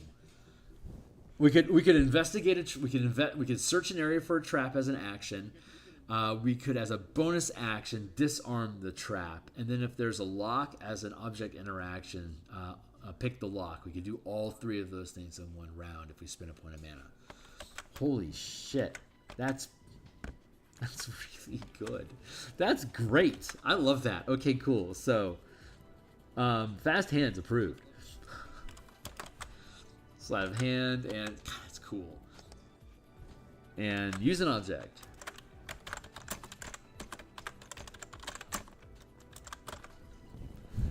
Take the utilize action or take the magic action to use a magic item that requires an action.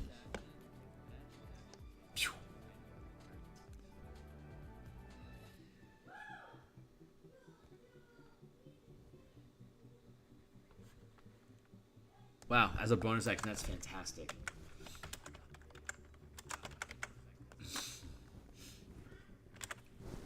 Take the utilize action or take the magic action to use a magic item that requires that action. So you can use two magic items two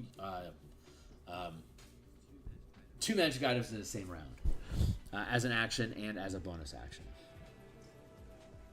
Unless, is there an intrinsic rule that says you can only use the magic action once per turn?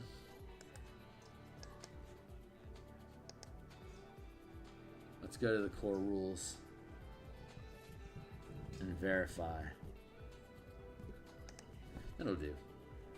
Actions. Here's our list of actions. Attack, dash, attack with a weapon or armed strike. Magic. Cast a spell, use a magic item, or use a magical feature. Ready, search, study, utilize. Wow. Yeah, so none of these have an intrinsic action economy associated with them. They're just simply defining actions. So object interaction, action, bonus action, movement, reaction, they all qualify for these actions if you have something that allows you to do so. So that's nice. That's nice. Okay, great. So use an object, that totally works. And then second, story work. You've trained to get into especially hard to reach places, granting you these benefits.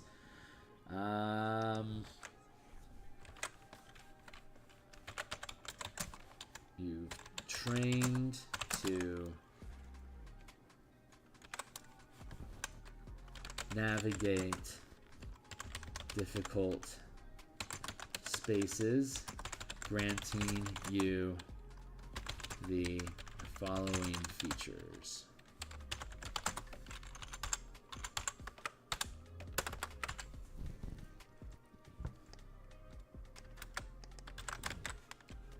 Climber, you gain climb speed. Cool.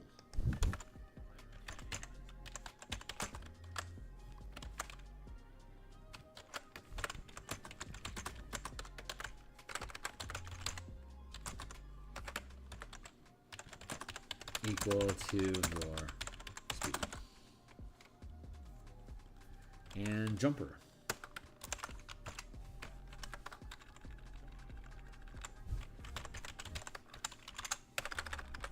You can determine your jump distance using dexterity rather than your strength.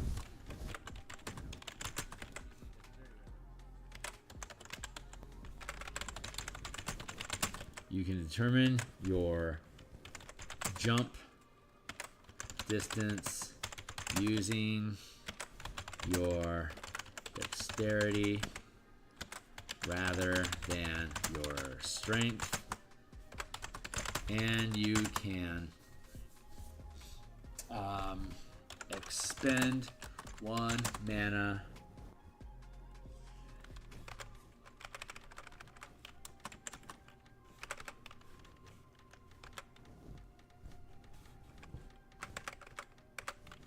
and you can increase the distance jumped by a number of feet equal to the results of rolling 1 power die per mana spent.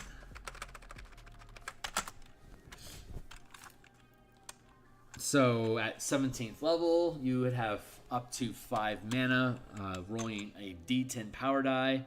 You could potentially jump an additional 50 feet by spending 5 points of mana to do so. So not bad. 3rd level, you're limited to 1d6, so you'll add a d6 to your jump. At 5th level, it'll be 2d6. 9, it could be up to 3d8.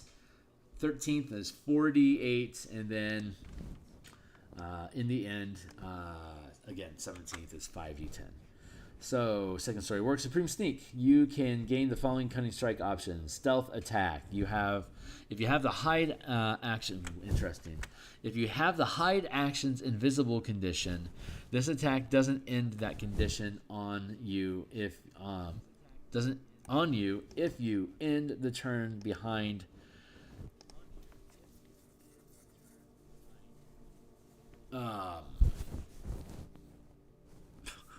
Okay, so let's see.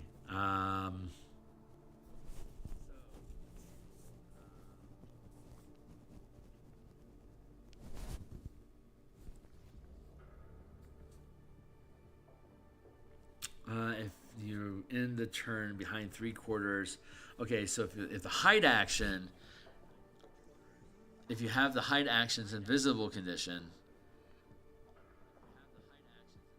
this attack doesn't end that. Fuck it. That doesn't have to cost you anything. If you have the invisible condition, if taking the hide action grants you the invisible condition,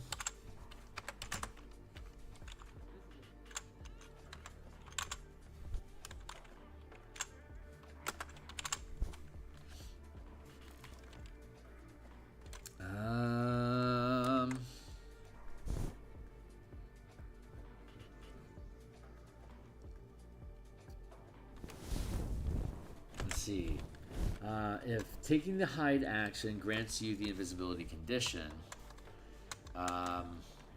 if you have, what was it, 3/4? 3/4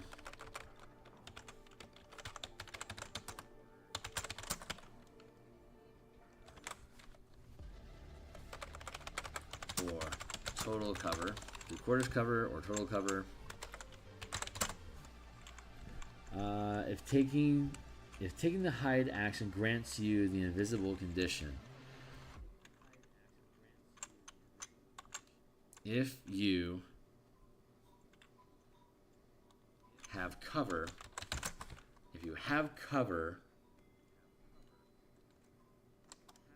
after making your attack, if you have cover after making the attack, you remain invisible. There. If taking the hide action grants you the invisible condition, if you have cover after making the attack, you remain invisible.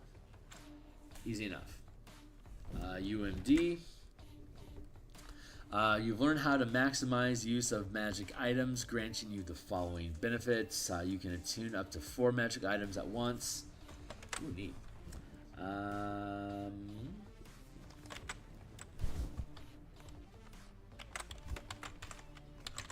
You've made magic items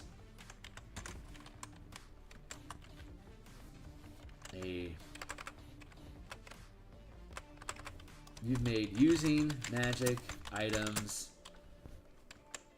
an integral part of your craft, granting you the following features.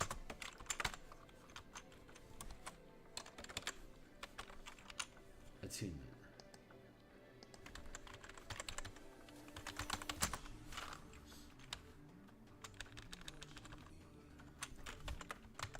You can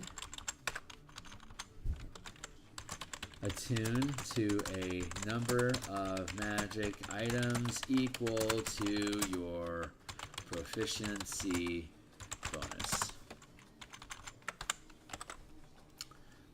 Charges. Whenever you use a magic item property to expend the charges, roll a d6. On a d6, you use the property without expending the charge. Whenever you use a magic item property that expends charges, roll d6. On a roll of 6, you use the property without expending the charges. When you use a magic item property, okay, let's do it this way. Charges.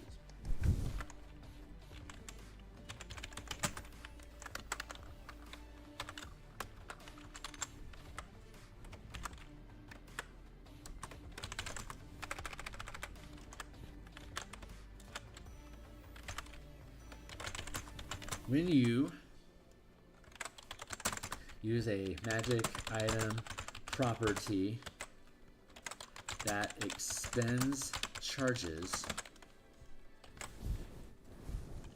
roll a power die. If the result is higher than the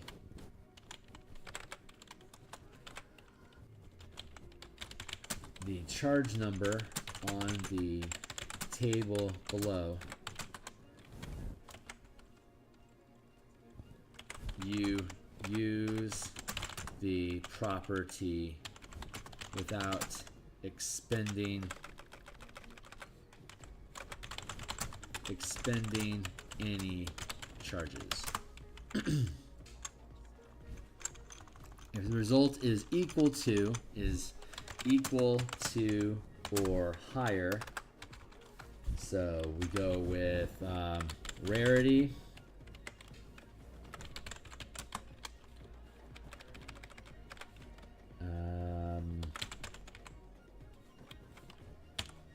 charge, we'll go with rarity. We'll go item, rarity, and charge target. We'll do it like that.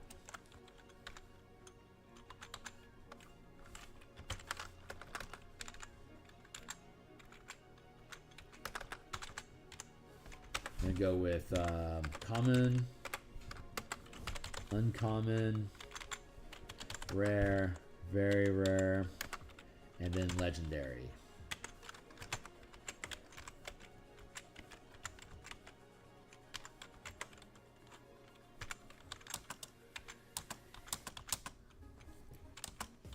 There you go. So if it's a legendary magic item, it requires a 10, and you will probably not have access to legendary magic items until you are 17th level, where you roll a d10.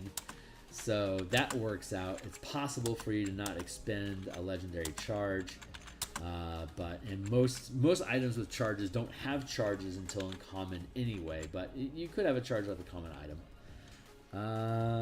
Charge target.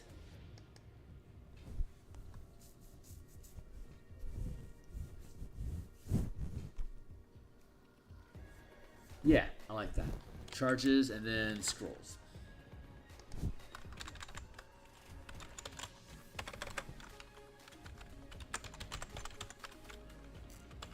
Space.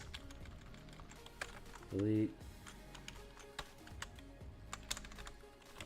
So what happens here? You can use any spell scroll using intelligence as your spellcasting ability for the spell. If the spell is a cantrip or a level 1 spell, you can cast it reliably. If the scroll contains a higher level spell, you must first succeed on an intelligence check. If on a success, DC 10 plus spell level, on a successful check, you cast the spell from the scroll. On a failed check, the scroll disintegrates. Okay.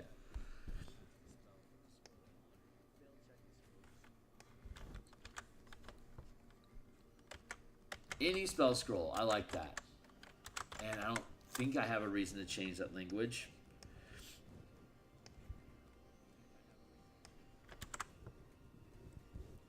You can use any spell scroll using intelligence as a spell, using your channeling ability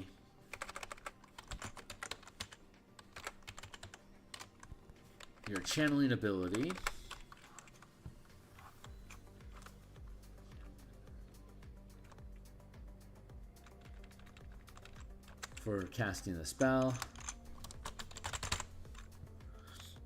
The spell's a cantrip or a level 1 spell. It can be cast reliably. If the scroll contains a higher level spell, it must first succeed on an intelligence arcana check, DC 10 plus spell level. On a successful check, you can cast a spell from the scroll. If failed, blah. Cool. Okay, that was easy. And now we have the final Thieves' Reflexes. You are adept at laying ambushes and quickly escape danger. You can take 2 turns during the first round of any combat. You take your first turn at your normal initiative and your second turn at your initiative minus 10. Holy shit, I love that. I just absolutely love that.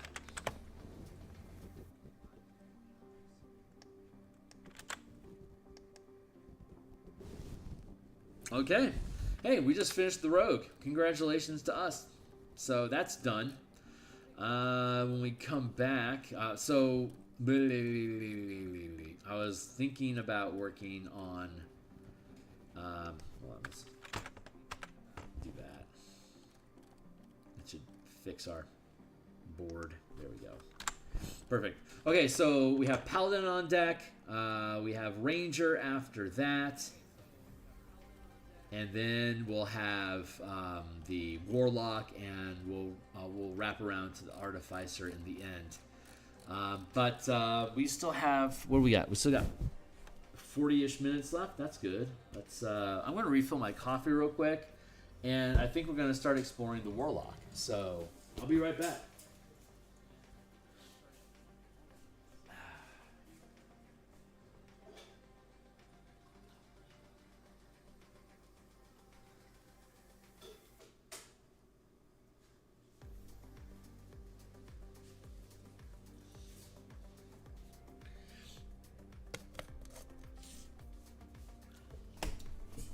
I have literally spent no time on the Warlock yet.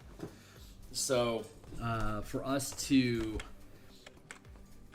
be able to start looking at rebuilding Spellpoint Warlocks and Pacts and Patrons of Ravnica, we're going to need to become familiar with how the Warlock works. So with the Spellpoint Warlocks, we don't have any indication whether or not Wizards of the Coast is going to include their Spellpoint variant rules from page 288. There's no guarantee that's going to be in the new DMG at all. So this whole idea of Spellpoints could just be dropped by Wizards altogether, which means that this is no longer a priority page. I think the does the DMG come out in November? DMG 5E 2024.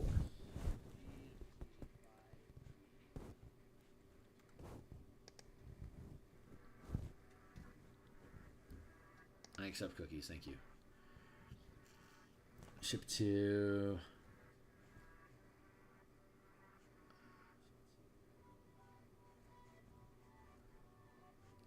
No, keep me here. Okay, release date, November 12th. Pre-order the digital edition for character sheet bonus, 12 frames, 5 active.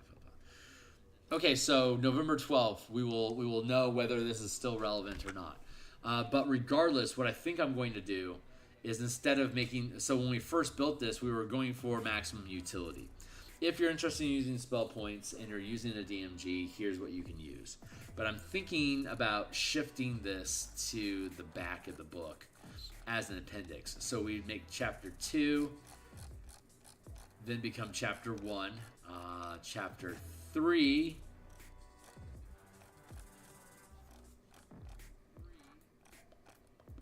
the color mana Ravnica background. So we have color mana and Ravnica backgrounds.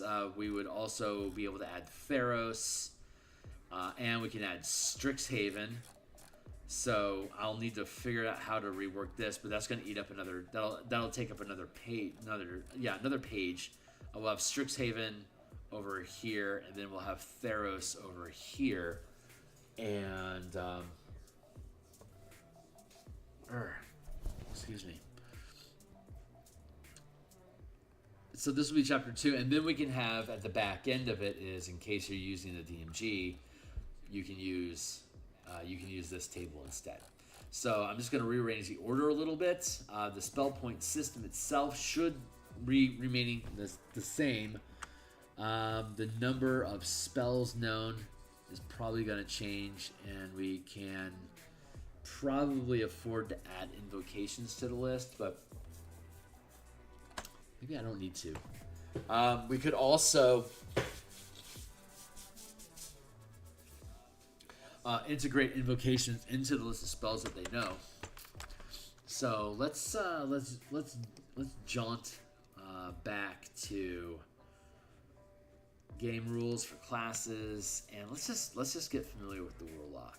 I'm sorry if this isn't going to be entertaining for anybody. Hopefully it will be. But this is the learning process that we go through. So let's look at the number of prepared spells. We have 2. Like I can include this table. That'd be fine. Prepared spells is 2 up to 15. 2 to 15. Plus, we get the bonus spell from the Incarnum. Is that right?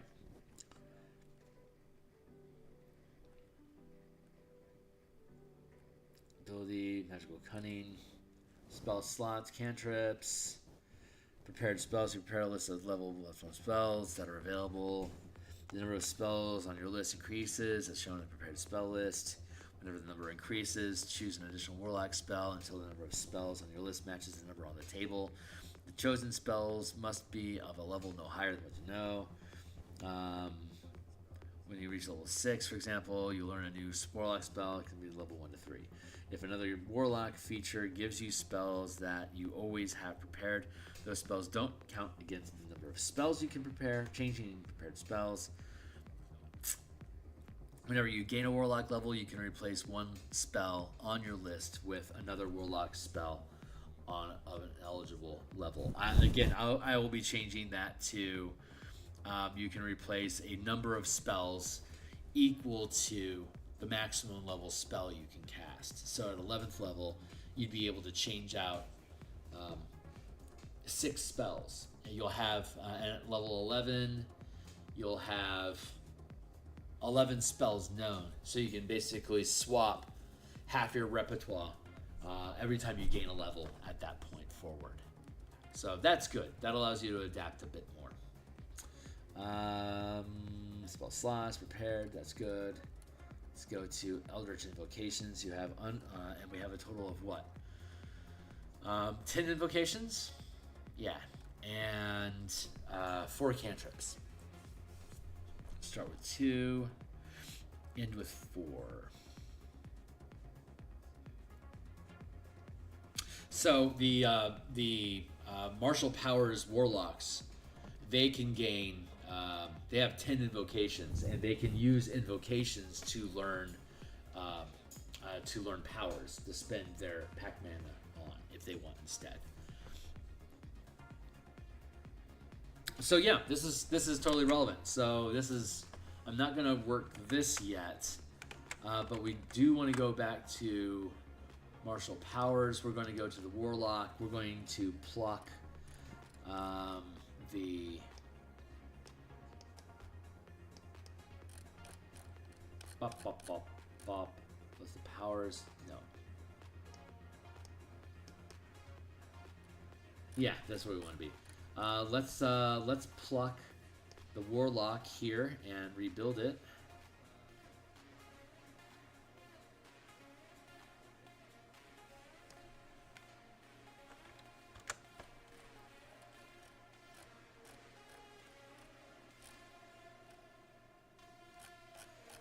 It's down here, so let's go down here, past the Ranger, Power Gear, Artificer is here, and then Warlock variant is here. So let's go to here. This is where we need to be. This is where we're supposed to be, right here, right now. Very good.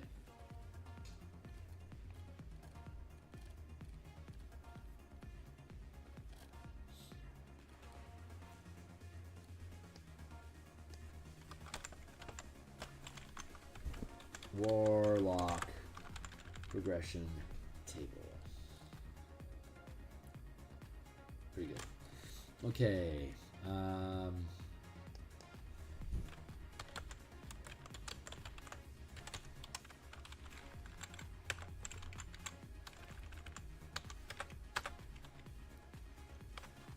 Invocations.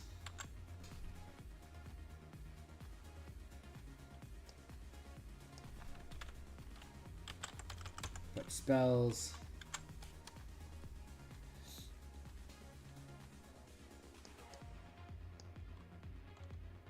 Max level.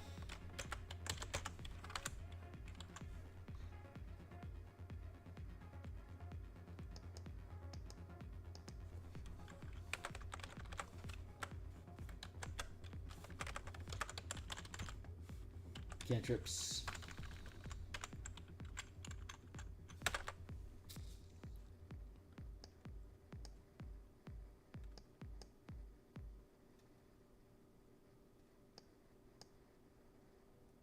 Spells. Let me fix my face here real quick.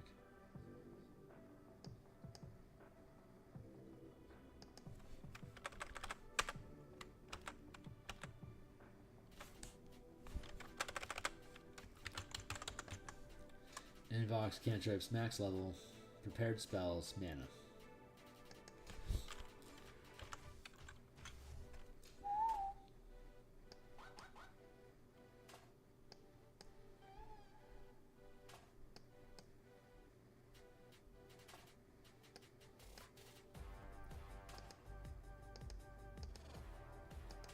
There we go. 2, and it ends up at 4 at some point.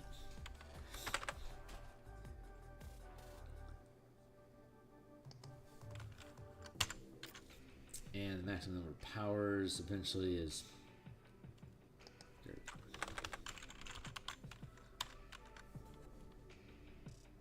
15. And max level starts at 1, 2, 2, 3, 3, 4, 4, blah, blah. 2, 2. Get rid of the dupes.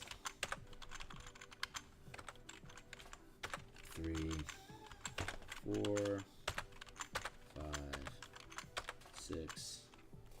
Scroll down. 7, 8, 9.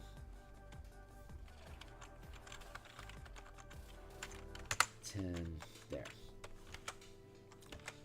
And 4 comes in at early at 10.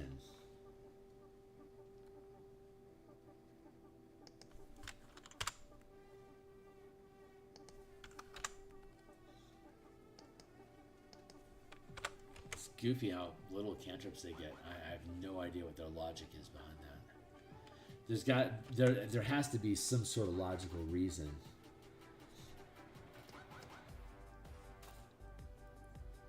That was level 5? Oh, 4. There's got to be some sort of pattern or reason to that, but I don't know. It's evading me right now. Invocations 1, 3, 5. 1, 3, 5. Okay. 1, 3, 5. Is that right? 6 at 8.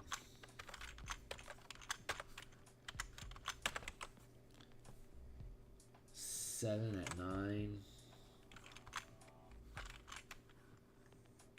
What?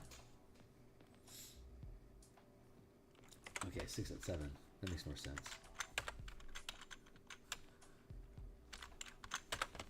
7 at 9. 8 at 12.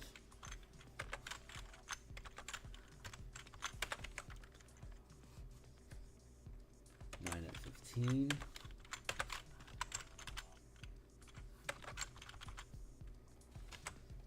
And 10 at 18.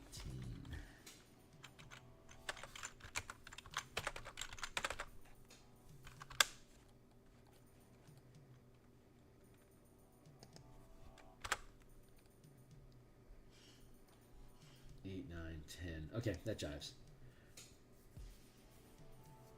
Okay.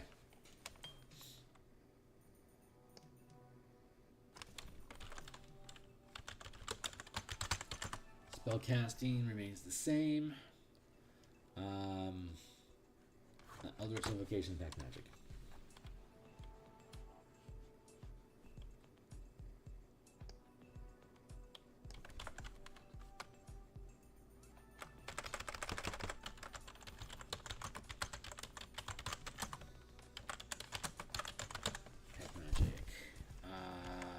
Cunning.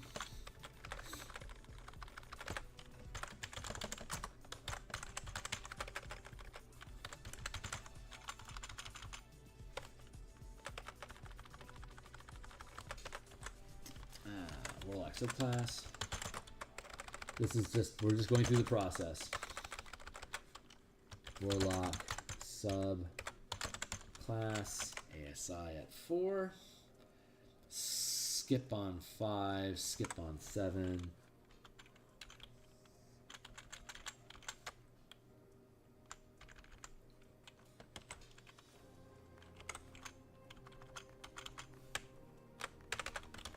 Subclass feature, skip at 7. Jeez, no love.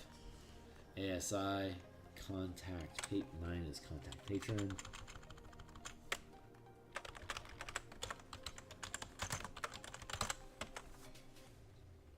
Subclass feature.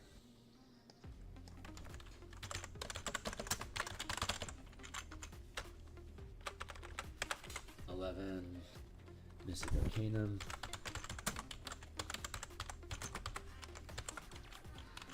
12 ASI, 13 Mystic Arcanum 7.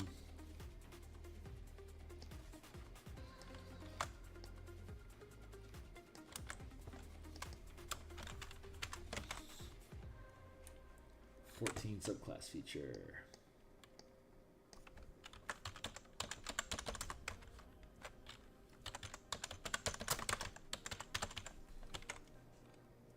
This is Arcanum 8.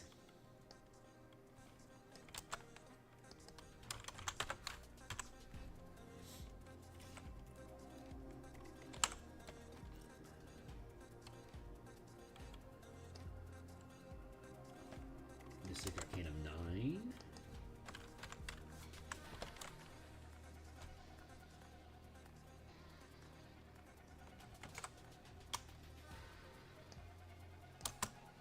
Skip. Epic Boon, Eldritch Master.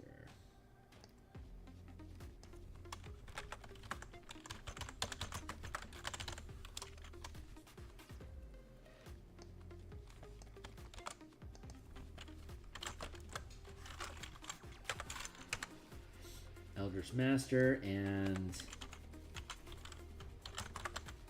Epic Wish.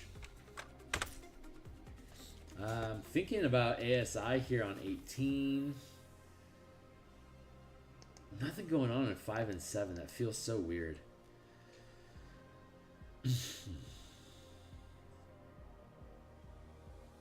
Alright, well, prep spells. Let's figure out the prep spells and then we'll keep moving.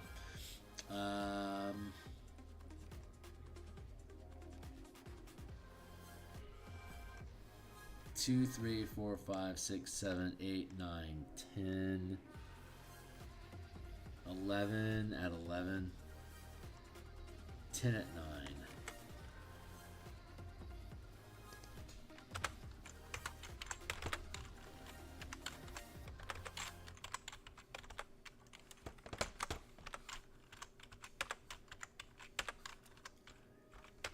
Four, 3, 2.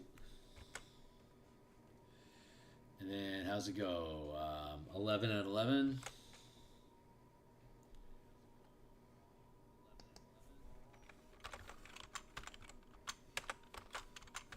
12.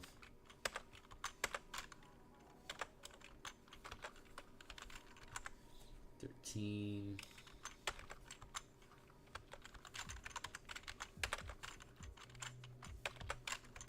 15. That's how it shakes out, right? 13, 13, 14, 14, 15, 15. Sure does. Okay, cool. Got that paste. Okay, so let's look at the individual class features and figure out where we're going to go from there.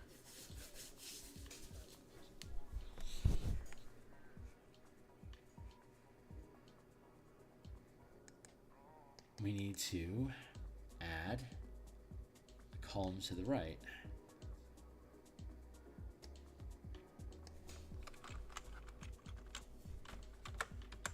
Pact. Mana.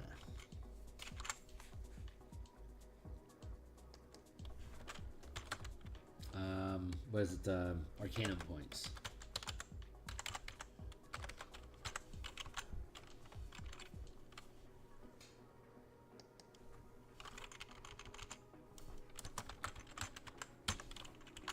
Arcanum points.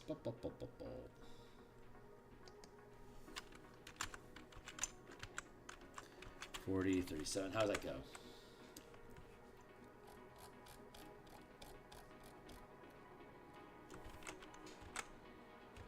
$34, 30, 25,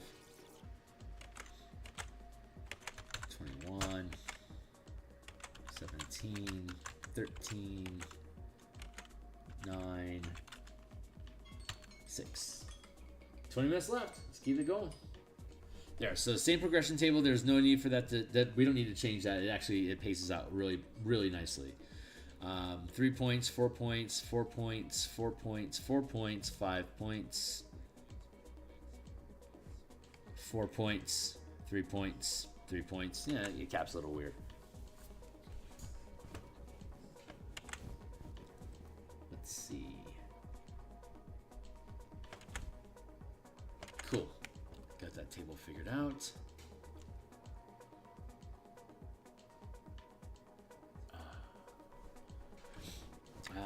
let's see, Eldritch Invocations. You have unearthed Eldritch Invocations, piecing a forbidden knowledge and imbue them with the abiding and magical ability of.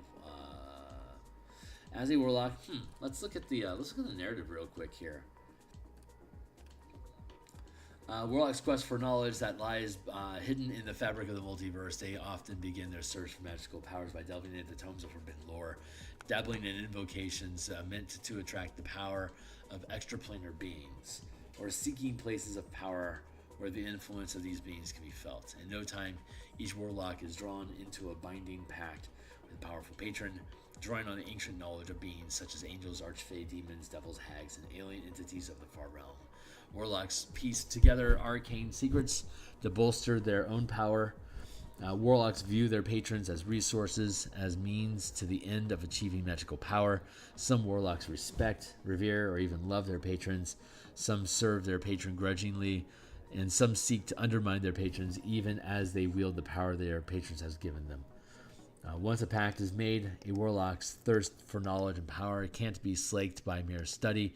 Most warlocks spend their days pursuing greater power and deeper knowledge, which typically means some kind of adventure.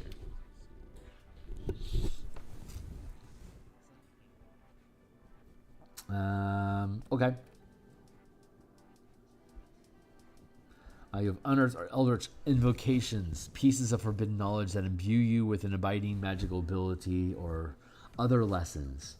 You gain one invocation of your choice, such as the Pact of Tome. Invocations are described in the Eldritch Invocation Options section. Prerequisites. If an invocation has a prerequisite, you must meet it. Replacing and gaining invocations. Whenever you gain a warlock level, you replace one of your invocations with another one for which you qualify. You can't replace an invocation if it's a prerequisite for another invocation that you have. When you gain certain warlock levels, you gain more invocations. You can't pick the same invocation more than once unless the description says otherwise. Pact magic, though a cult ceremony, I don't have any reason to change that. So we mentioned invocations, but we don't need to change them. Pact magic, cantrips, spell slots, we replace spell slots. Prepared spells, we'll get to that. Changing your prepared spells, spell casting ability, charisma, focus, arcane, magical cunning. Here we go. This again, that doesn't have any levels listed. It's obnoxious. Magical cunning. At least that spells out what they are, so we know. We can reference what level they come in at. Magical cunning. Let's take a look at this. You can perform an esoteric rite for 1 minute. At the end of it, you regain expended pact magic spell slots, but no more than a number equal to half your maximum rounded up. Once you use this feature, you can't do so again until you finish a long rest.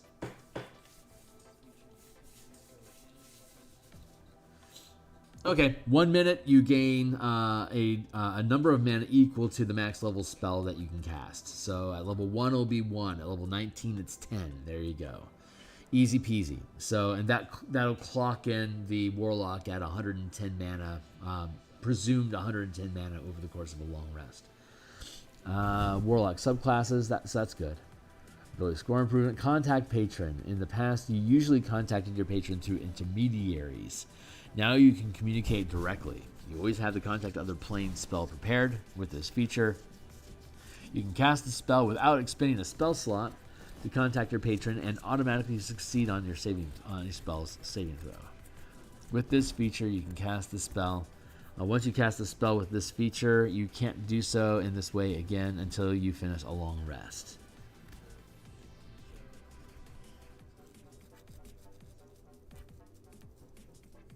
Once you cast the spell with this feature, so you can spend a spell slot, you can spend mana to do it again.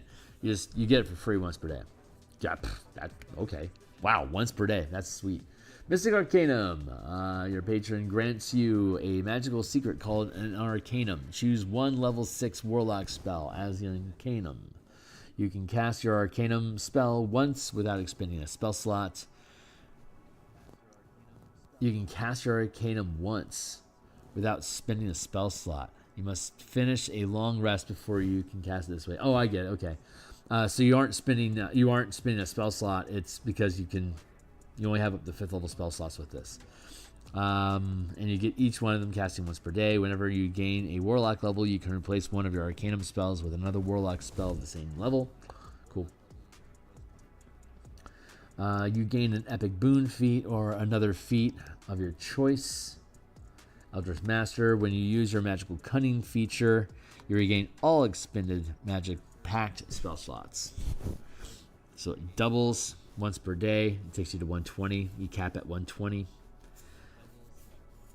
Okay, that puts you at the high end. Eldritch Invocation options appear in alphabetical order. And then we have features. So let's see. Where are we at on time? 11:50? All right, we're almost out of time. But this is pretty straightforward. So I'm happy with it. Agonizing Blast, you can take it once.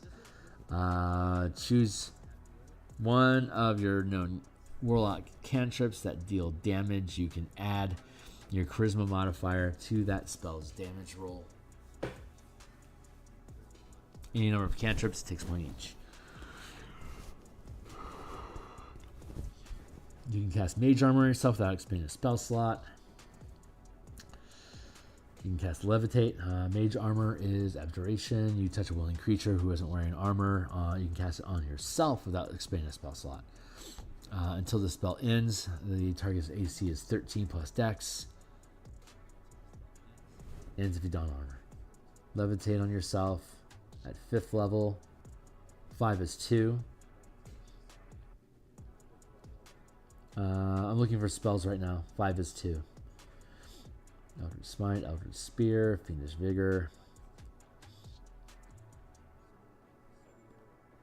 Gift, Underwater. Book of Shadow. Familiar.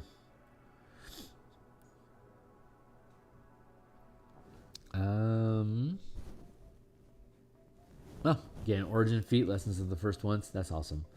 Life Drinker, Mask of Many, Disguise Self. 1st level spell, 2nd level invocation. Okay. Alter Self, 2nd level. 2nd level, 5th level. Silent Image, 1st level. Yep. Jump, 1st level. Yep. Back to the Chain, 1st level. Repelling Blast. Choose one cantrip of your known Warlock cantrips that requires an attack roll. When you hit a large or smaller creature with that cantrip, you can push the creature up to 10 feet straight away from you. Repeatable. You can gain this for any number of cantrips. Thirsting Blade. Arcane Eye. 3rd level spell? It's 4th. Huh. Okay. 3rd. Okay, 3rd at 7th. Okay. That still makes sense. True Sight. Huh. Okay. Just piecing things together. Generally it's going to be your max level spell minus 1. Except for at 2nd level, it's 1st. 5th, it's a 2nd. 7th, it's a 3rd. 9th, it's a 4th. There's a repeating pattern there. All right, so this is a decent set. We can get that out of the way. Let's go back here to Warlock variant.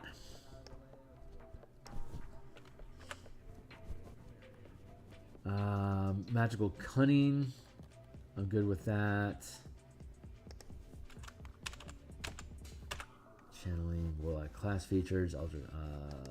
Warlock can learn sustained powers as feats. Warlocks can learn powers as invocations.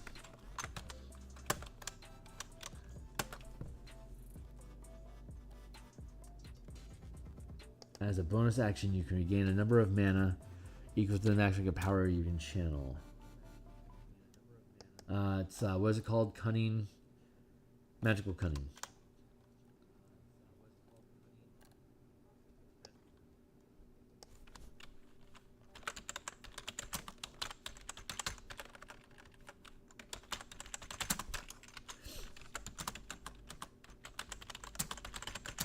You can regain a number of. You can regain a number of points you can regain. A total number. You can regain a total number of mana equal to the max level spell you can cast as a warlock.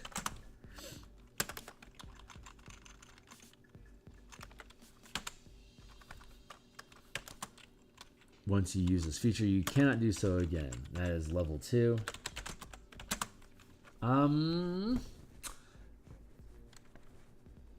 Is that the same level that Monk got it? Let's go up and look at Monk, because Monk has uncanny metabolism that gives you your mana back. So is that at second level as well? Uncanny metabolism, we have it at first level.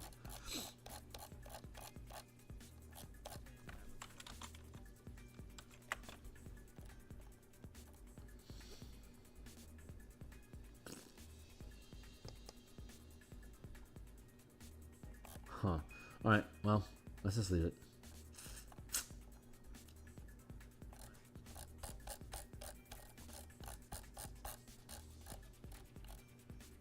Right, but monks get theirs at second level because they don't get mana until second level in the player's handbook. So we push it to first level because they do. But that implies that you get it when you have your first level of mana, because that is what the monk did. It's an inconsistent pattern. Warlock and Monk both get recovery at second level, but the Warlock gets mana at first level, and the Monk doesn't until second level. So there's an inconsistent pattern there. It's making my brain burn. So I'm guessing that means that we're going to be moving Magical Cunning to...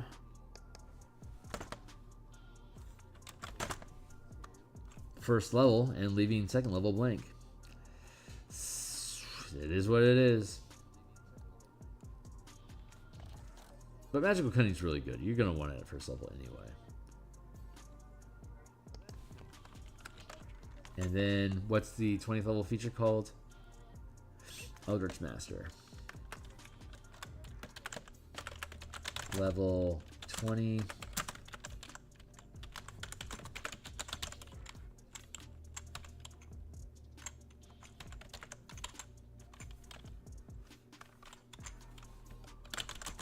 When you use Magical Cunning, you regain all packed mana.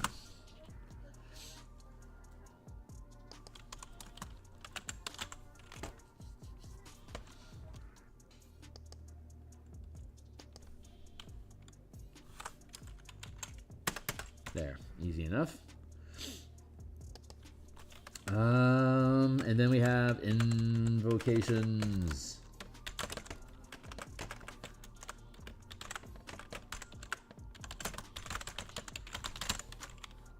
New invocations.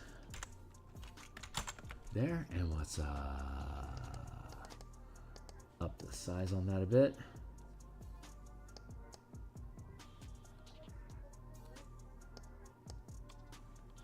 Good.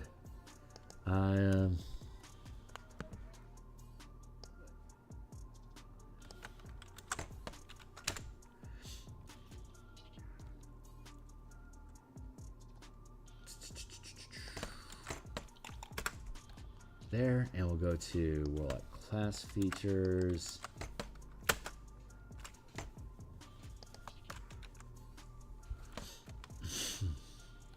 Magical Cunning.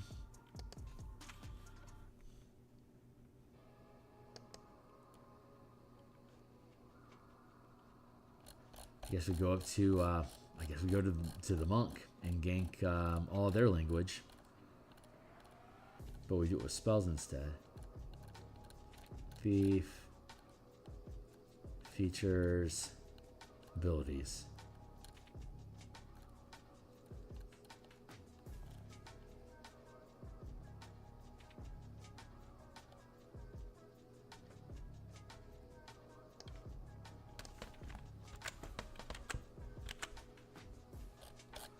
go back down.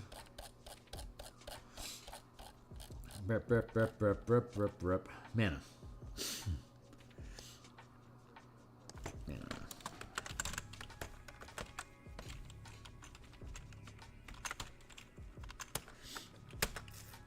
Class feature mana. This is going to be right.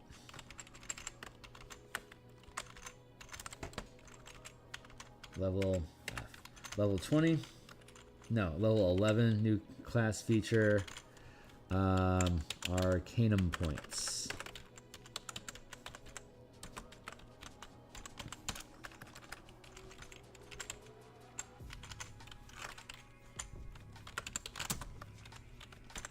At first level, you gain 1 point of mana. You gain an additional point of mana every level up to maximum of 20 points at 20th level, which are regained when you finish a short or long rest.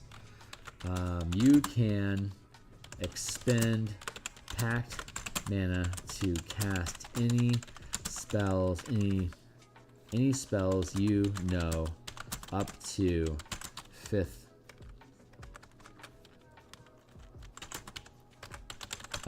level. You gain an additional point of mana at 11th level. You gain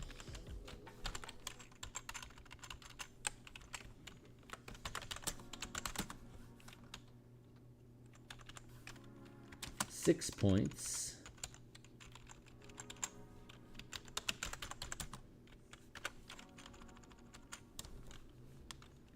that can be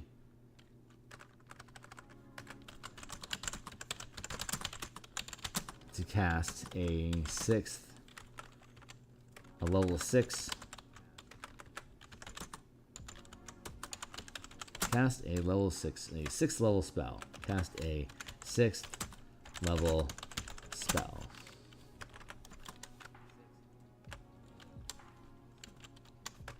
You gain 6 Arcanum points that you can expend to cast any spell you know.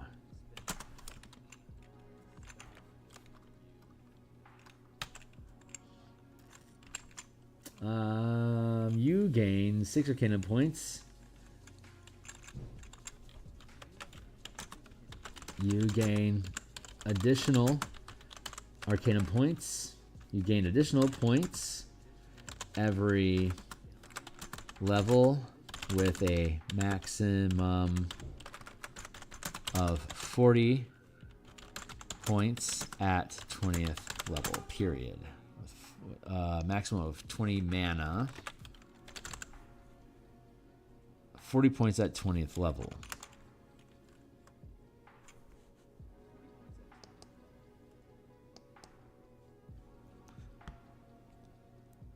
Which are regained when you finish a long rest. You can expend Arcanum points to cast any level spell you know. There. Pack mana can only be spent on spells you know up to 5th level. Arcanum points can be spent on any spell you know. There you go.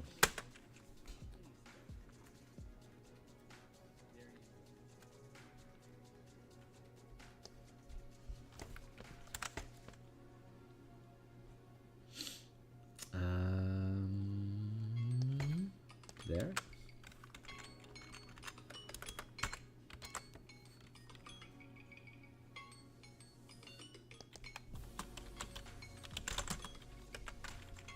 All right, and that is my time. I'm at 12:04. I'm done. I got to bounce out for now. So we've started our work on the Warlock. I'm happy with the scaffolding so far.